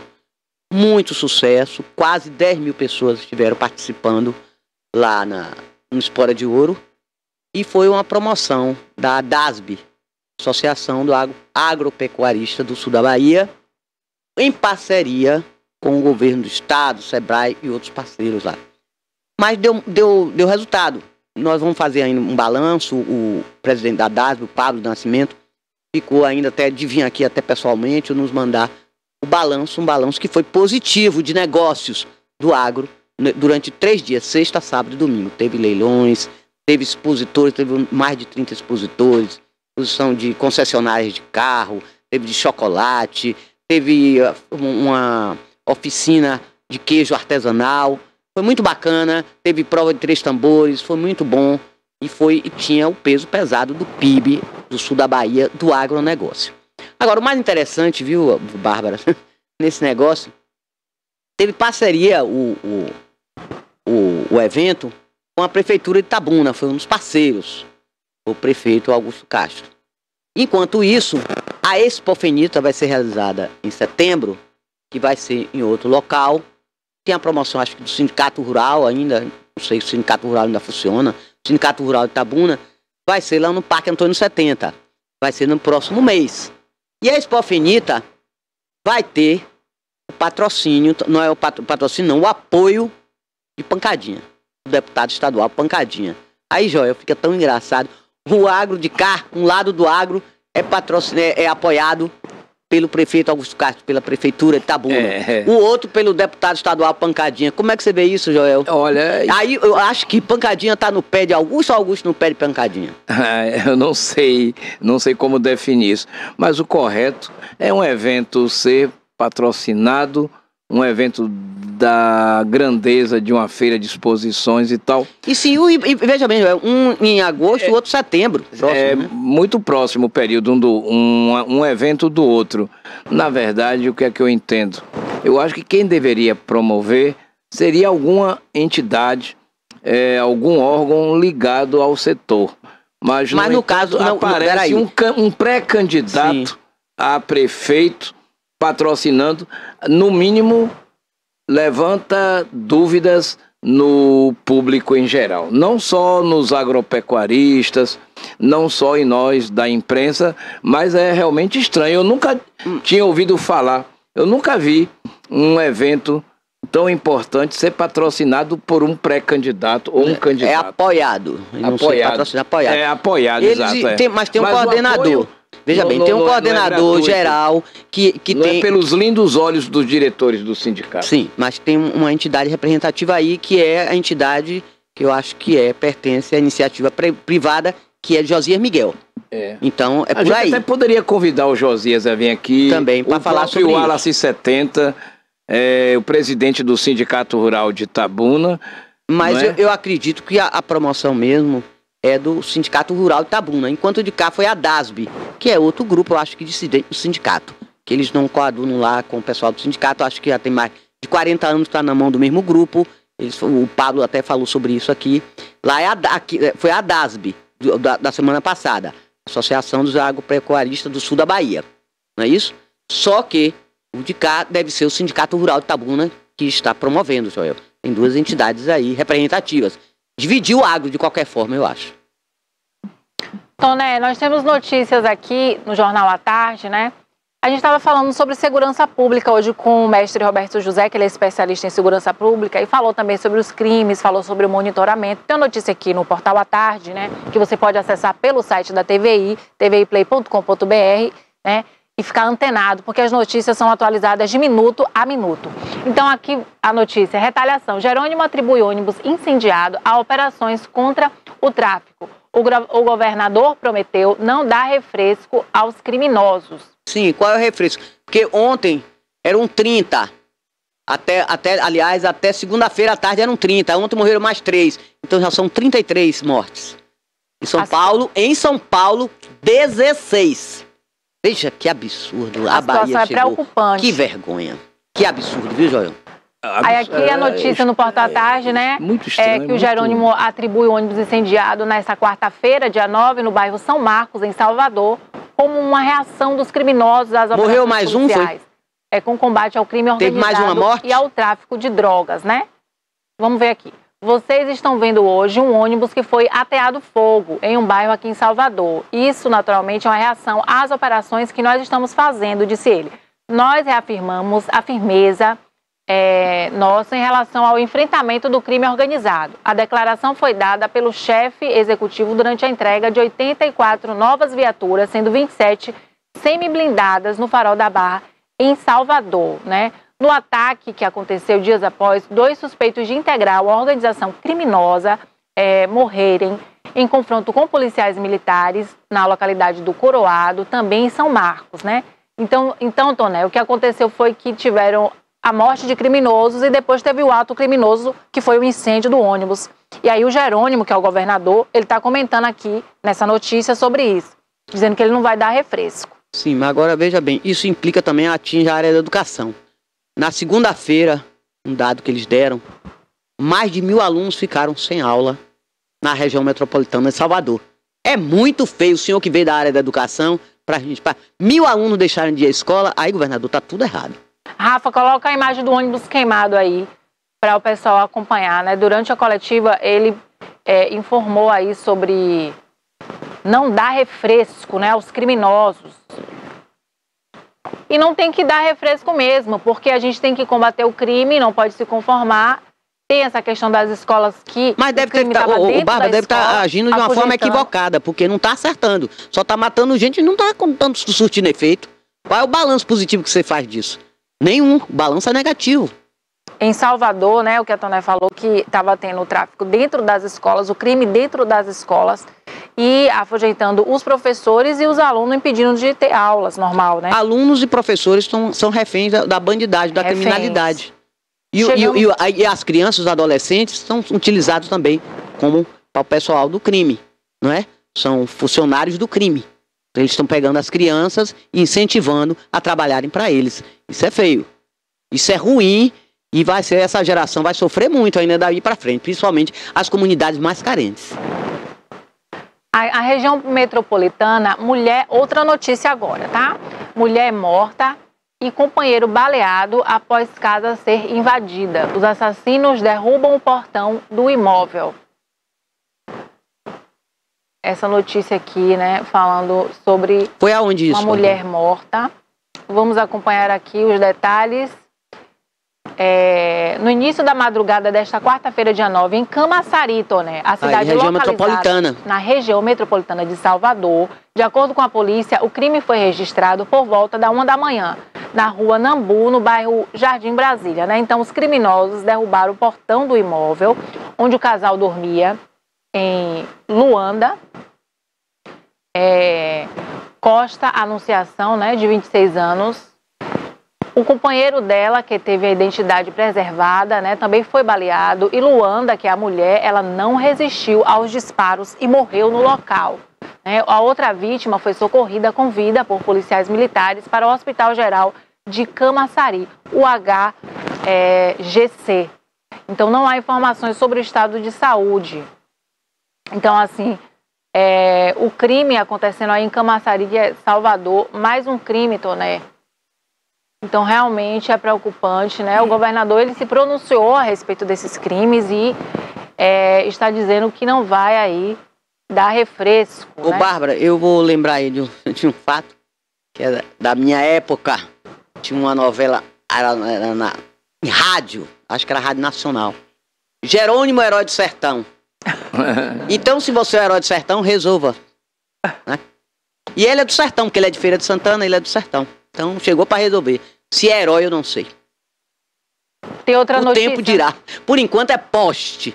Segundo dizem as pessoas. Ele é poste de Rui, então não é herói nenhum. É poste.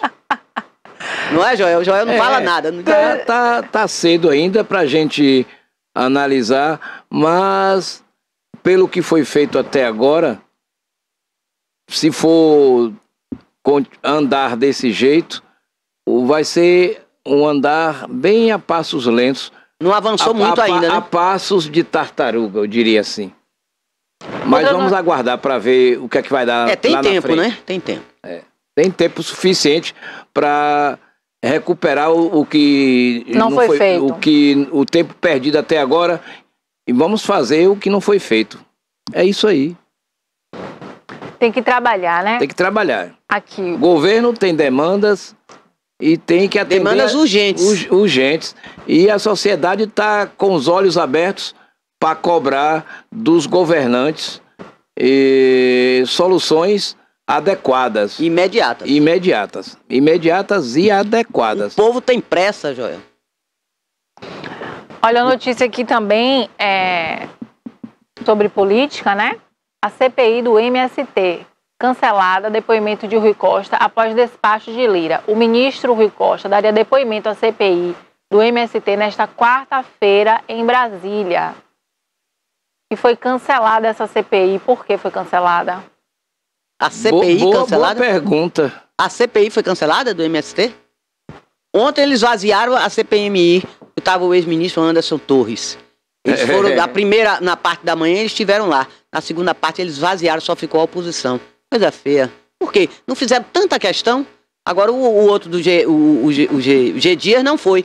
Eles fizeram de uma forma que não convocaram ele para ir lá falar. O G Dias, que estava lá passeando lá quando teve lá problema. Que eu não acho terrorismo, eu não acho ato terrorista. Eu achei ali foi ato de vandalismo. Muitas pessoas foram levadas ali, feito babacas, idiotas, que foram parar lá. Inocentemente, Aí, em detalhes dessa notícia, o depoimento do ministro Rui Costa, do PT, da Casa Civil, que estava previsto para ocorrer nessa quarta-feira, dia 9, no âmbito da CPI, Comissão Parlamentar de Inquérito, que investiga ocupações do MST, que é o Movimento de Trabalhadores Rurais Sem Terra, foi cancelado após despacho emitido pelo deputado federal Arthur Lira, do PP.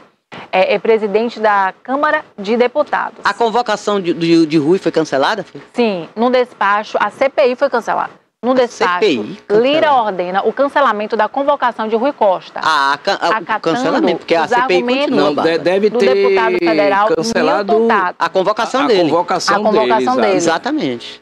De que o ministro não poderia ser convocado já em andamento, sem o fato determinado que motivasse a chamada. Não pode. Segundo o Tato, não há ligação clara entre a atuação de Rui Costa na Casa Civil do governo federal e as ocupações realizadas pelo MST nos interiores do Brasil.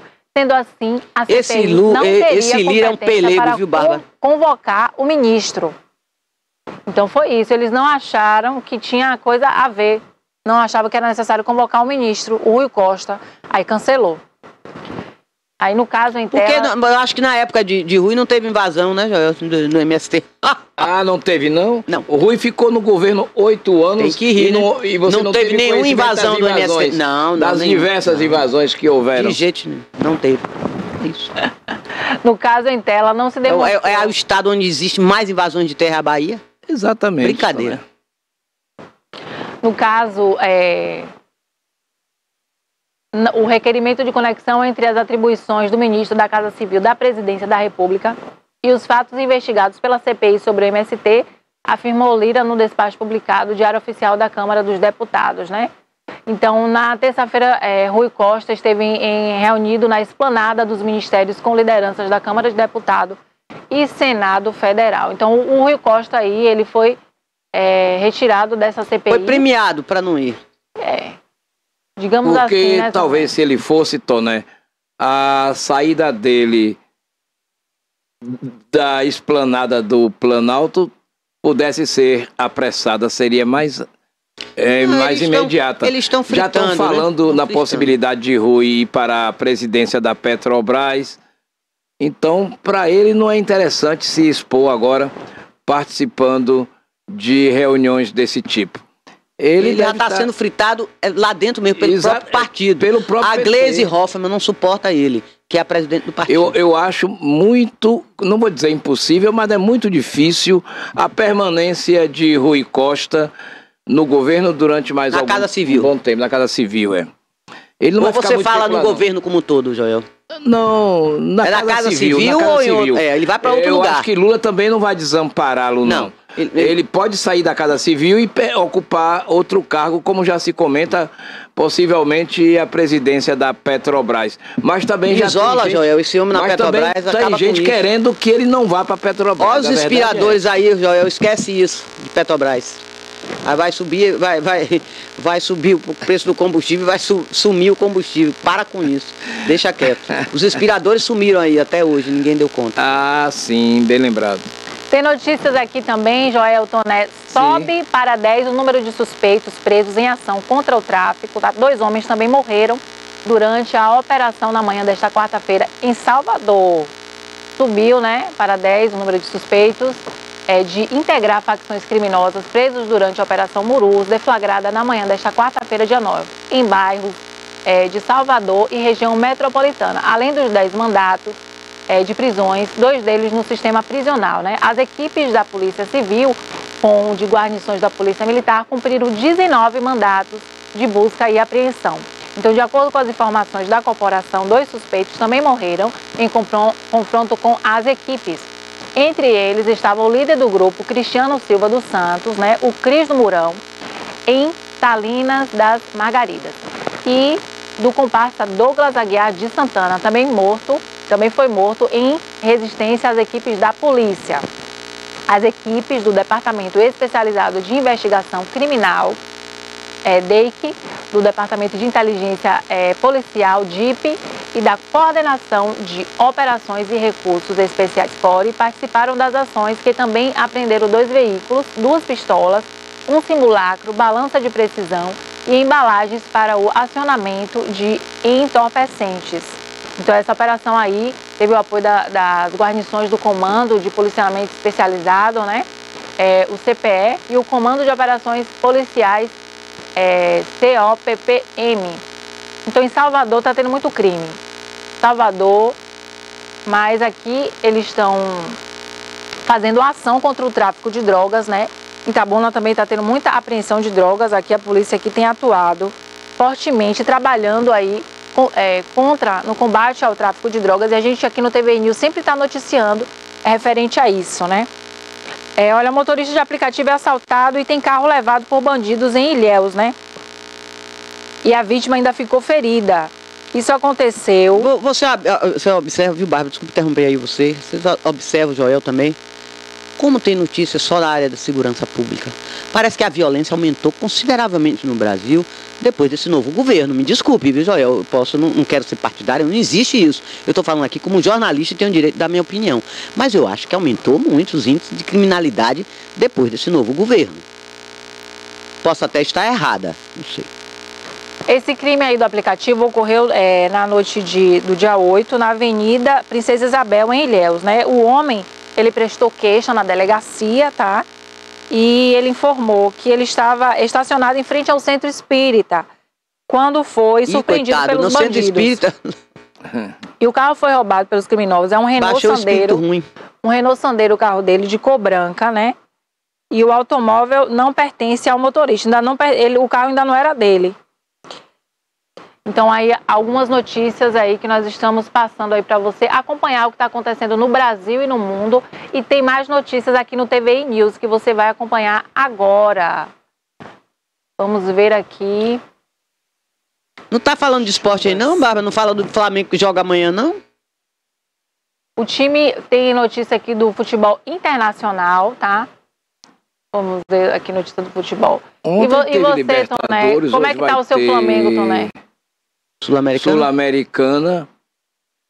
Inclusive o Fluminense ontem teve uma vitória espetacular, viu? O Fluminense estava... Tá na Sul-Americana, né? Na Libertadores. Na Libertadores? O Fluminense estava até os 40 minutos, não 40 não, 50 minutos, porque teve a prorrogação, né? O tempo adicional. O Fluminense estava empatando em 0-0.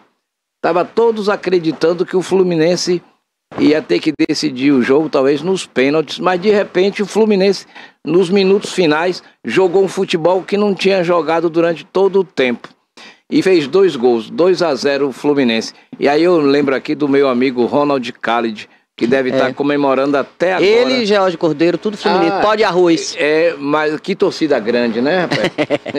Não cabe numa Melhor Kombi. Que era só a do Botafogo. Cabe num Fusca. Cabe no Fusca, Tem notícia aqui do Bahia, né? Que o Bahia tem jogos do Brasileirão detalhados pela CBF até a 24ª rodada. Notícia E o Flamengo joga amanhã contra o Olímpia do Paraguai. Ganhou lá por 1-0. Eu acho que joga por um empate aqui, viu, Joel? Amanhã, às 8 horas. O duelo contra o Vasco encerra a rodada 22 e a partida contra o Santos abre a rodada 24, né? A 24ª rodada aí do campeonato de futebol Brasileirão.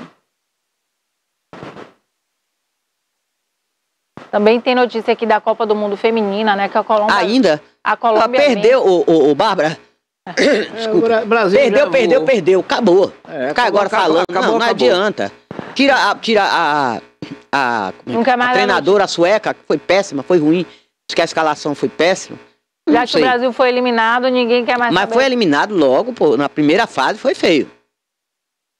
Vamos detalhar aqui do Bahia. Não adianta ficar chorando não, Bárbara. Perdeu, prepara pra próxima. Agora tem que preparar para a próxima, né? A Confederação Brasileira de Futebol, CBF, divulgou na noite desta segunda-feira, dia 7, a tabela detalhada do Campeonato Brasileiro da rodada 21 até a 24. Nesse período, o Bahia vai enfrentar o líder Botafogo e 3 adversários Aonde? da parte Em Salvador, na Fonte Nova ou no Rio? Curitiba e Santos. Vamos ver aqui. O duelo contra o Botafogo na rodada 21 terá transmissão na TV aberta. Aí aqui tá propaganda, né? Aí aqui tá falando. Mas vai ser em Salvador, Bárbara? Mulher, vamos ver. Na A arena? 21ª rodada, no dia 27/8, domingo, no estádio Newton Santos, né? Ah, às 4 no horas, Rio. Botafogo e Bahia. Newton Santos, você que é do Botafogo, Newton Santos, o estádio... no Rio de Janeiro. É o Engenhão que chama? É o famoso Engenhão. Aí eu tô o sabendo mais do que você, que é Botafogo. Aí são viu? mais 3 pontos. Tá vendo aí, garantidos. Bárbara? Tô sabendo mais que ele, que é Engenhão. Que é o time é dele, né? A O meu é 20ª Gávea, tô falando de outra coisa. A 22ª rodada. É o Ninho do Urubu, meu, Joel. Já no dia 3 de setembro, no domingo, na Arena Fonte Nova, né?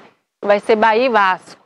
E a 23ª rodada, dia 14/9, no estádio Couto Pereira, que vai ser Curitiba e Bahia. E a 24ª, no dia 19 de setembro, na segunda-feira, também no Arena Fonte Nova, que vai ser Bahia e Santos. Algumas notícias aí do esporte. Ah, contra o Santos, Bahia ganha, porque o Santos tá morto, coitado. Para atualizar você aí sobre o esporte, o Jornal à Tarde, atualizado minuto a minuto, você pode acompanhar as notícias através do portal à Tarde e o site da TVI também, que fica no tviplay.com.br.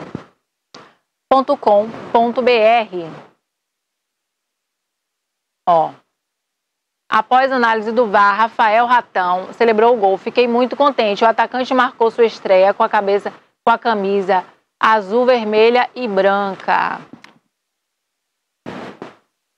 Vamos ver a notícia aqui do esporte. Não poderia ser uma estreia melhor para o atacante Rafael Ratão. Ele marcou o gol do triunfo do Bahia por 3-1 diante do América Mineiro, na Arena Fonte Nova. O América Mineiro é o último, né? Pela Inclusive, o 18ª técnico rodada. caiu. Bárbara, Wagner Mancini perdeu. O América Mineiro é o último, dá lá embaixo. É o lanterna, eu acho, do Brasileirão, não é isso? Verdade. Ganhar aí não é virtude nenhuma. Não dá nem pra comemorar, viu, Bárbara? Não dá Ganhar nem pra comemorar de um time desse que tá na última classificação lá. Na classificação. Então, na hora que Mas Caule parece tocou que a foi o bola... Bahia que jogou ele para a última colocação. Os dois estavam disputando a lanterna. Porque o Bahia também tá perigando, só O fica na Bahia boca, tá né? mal. Na Z4. Não é o G4 como eu estou lá, É não. Z. Eu, Joel, nós estamos É lá no zona de G4. Lá é rebaixamento. Z, Z4, é lá embaixo. Tá na zona. Na zona. Está detalhando um pouco, né? Na hora que Caule tocou a bola, ele estava na frente e aí ele está falando aqui. Ele comentou: chutei pensando que estivesse impedido. Eu estava vendo que tinha alguém atrás, então na minha cabeça eu estava impedido. Mas começou a passar no telão e todo mundo falando que tinha sido gol. Aqui está comentando o jogador que está muito feliz por ter marcado o gol desses 3 pontos no primeiro triunfo, né? O time estava merecendo isso. Os novos jogadores que chegaram deram um novo gás e um ambiente mais leve para o time. Então ele informou: vamos seguir trabalhando em busca do resultado e ter certeza que agora é para adiante. O Bahia é um novo time, completou ele. E Ratão comentou sobre o bom desempenho na dobradinha com o lateral esquerdo, Camilo Cândido, né? Ele admitiu que não está na forma física ideal, contudo, se mostra motivado em ajudar o Bahia na sequência do Brasileirão. O Cândido também é um jogador que tem muita qualidade, é um ótimo jogador.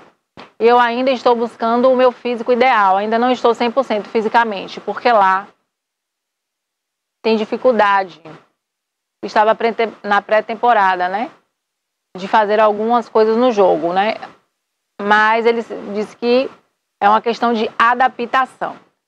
Daí a notícia aqui do esporte, do Jornal à Tarde, para você acompanhar. E é isso. Nosso programa já está chegando ao final. Nós temos mais alguns minutinhos aqui. Toné, Joel.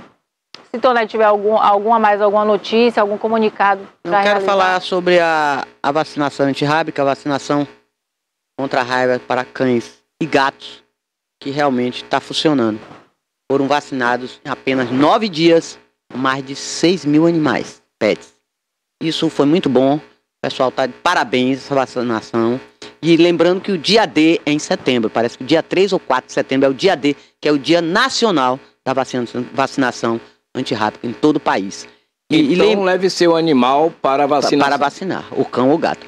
E eles estão explicando também que além dos bairros, eles estão divulgando o cronograma, vários bairros onde está essa parte da vacinação itinerante, as equipes estão lá. Além dessa equipe itinerante, tem ainda a vacinação na zoonose que está funcionando provisoriamente, onde era o antigo SAMU, ali perto da catedral, ali vizinho à FIC, que está lá abandonada, é outra história. Mas ali você pode levar seu pet a partir das 8, parece que até as 16 horas, para vacinar. Fica atento, porque raiva não é uma coisa boa. Tá vendo? É muito importante a vacinação, né? Porque para segurança da população, segurança dos animais, e agora, Toné, Joel, vai ter a reativação, né? Foi lançado do zoonose em Itabuna, né? Algo que a gente também tem uma expectativa. Vai demorar, viu, Bárbara? Eu acho. Agora, bem, engraçado, a gente já tentou a produção do programa de trazer a moça, eu acho que é Ellen Grace, que é a diretora lá da zoonose. Não. Aí fala, não, tem que falar com Maristela Antunes, que é da vigilância lá em saúde, que é a chefe. Sim, mas nem vem ela e nem vem a subordinada dela. Tem que vir alguém para falar. A gente tá dando espaço. Quantas vezes eu tenho falado aqui sobre as campanhas que eles fazem? Eu tenho falado muito. É positivo, a gente tem que falar. E quando é ruim, tá da negativa, a gente também tem que criticar. Que não estão fazendo favor nenhum a nós jornalistas. Tem que prestar esclarecimento. É obrigação delas comparecerem à TV. E a gente tá fazendo nossa parte divulgando. Claro. Tem que vir aqui falar. A moça não quer que a moça venha, a Ellen, então venha você, que é a chefe lá da Vigilância Saúde, Maristela. Venha, Maristela, venha conversar com a gente. Venha falar sobre o seu trabalho. O que tem quantos anos? Já para o ano termina e não vem falar, por que não vem? Venha esclarecer, venha falar, o espaço está aberto. Venha falar sobre isso. Fala inclusive sobre as zoonoses. Qual é o prazo que vai ter para essa reforma? Quando é que vai terminar essa reforma? Os animais estão como ainda lá, precariamente, lá como é que abrigados, como é que está funcionando? Como é que está funcionando nesse momento? Não é? A gente precisa saber, a população precisa saber. Porque, Joel, o número de cães abandonados que ele vê pelas ruas. É incrível. Eu no São Caetano é um absurdo. Toda hora lá é cão e gato na porta da minha casa e tal. Há uma superpopulação de cães e gatos. Exatamente, mas tem que fazer uma campanha de castração. Exatamente. Para castrar esses animais. Porque senão vai virar uma bagunça na rua. E o que é pior, a população também incentiva, Joel, na medida que você fica com pena, com dó. Aí bota água, bota um pouquinho de ração. Se você tem animais, como eu tenho lá em casa eu já proibi, não bota. Eu não tenho animais, mas não é por prática. Uma questão de ser ruim, não. Eu falo lá em casa, eu vou botar água aqui, vou botar um pouquinho de ração. Não bote, porque ele vem todo dia. Vem um, vem dois, vem três. Não pode. É que nem camelô. Você tira um, amanhã tem três, nasce três pés de camelô. Aí você tira 4, vem 10. Não pode. E não vai tirar. Camelô também é uma coisa difícil de acabar. Ou acaba no primeiro ano de governo, agora que não vai tirar. Já vem Natal aí, não vai poder tirar. Vamos voltar aqui para o esporte. A gente estava comentando agora sobre os zoonoses, né? Que é um caso de saúde pública e é muito importante que a Toné está comentando aí mais o Joel. Realmente, vamos ver a possibilidade aí de vir uma pessoa para falar como é que está o andamento, né? Que foi lançado aí a reativação dos zoonoses que estava fechado. Reforma, né? Reforma, né? Nem reativação, é reforma. Estava fechado e sem profissionais, sem estrutura. Acabado, abandonado, Bárbara. Sem estrutura para atender, e diz que agora vai atender animais também de grande porte, enfim. A gente está na expectativa. De grande porte, Sim. Então, como cavalos, esse tipo de coisa.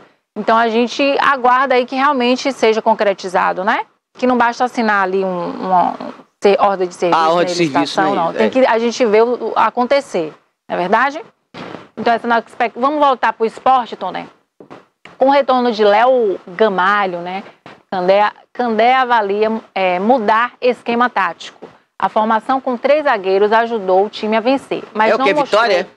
O repertório na criação. Vitória tá bem, mas perdeu a liderança aí, não foi? O Londrina perdeu. Após a sequência invicta, o Vitória perdeu para o Londrina na última segunda-feira, dia 7, e viu o Sport assumir a liderança na Série B. De forma tá na vice agora, né?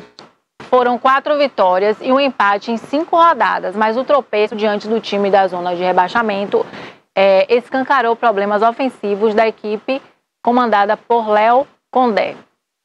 O treinador, inclusive, ele vai poder contar com o centroavante Léo Gamalho, que cumpriu suspensão e avalia mudar o esquema tático. A formação com 3 zagueiros, que ajudou a conquistar a sequência invicta, evidenciou a carência da criação de jogadas, né?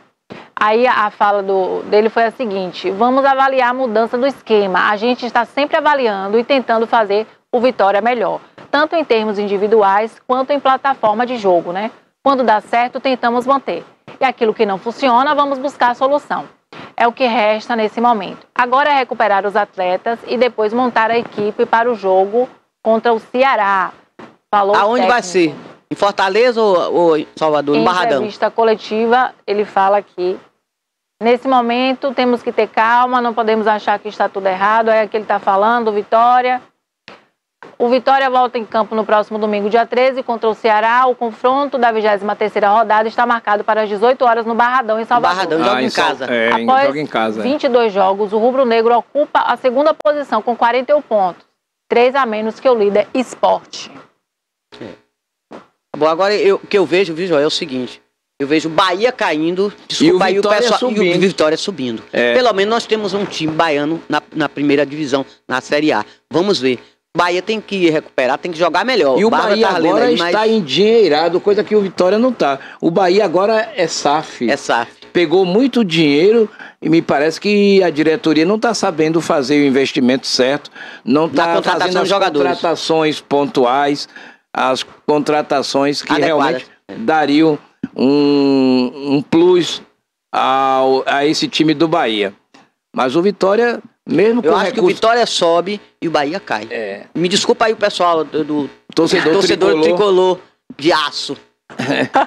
De ferro, sei lá, de aço, sei lá. Joelton, né? O TV News está chegando ao fim hoje, teve muita coisa boa. Quem não assistiu o programa ao vivo vai poder assistir o gravado e vai acompanhar aí as entrevistas que nós tivemos, as notícias que nós passamos para você, tá bom? Você vai compartilhar com seus amigos e vai ficar todo mundo por dentro.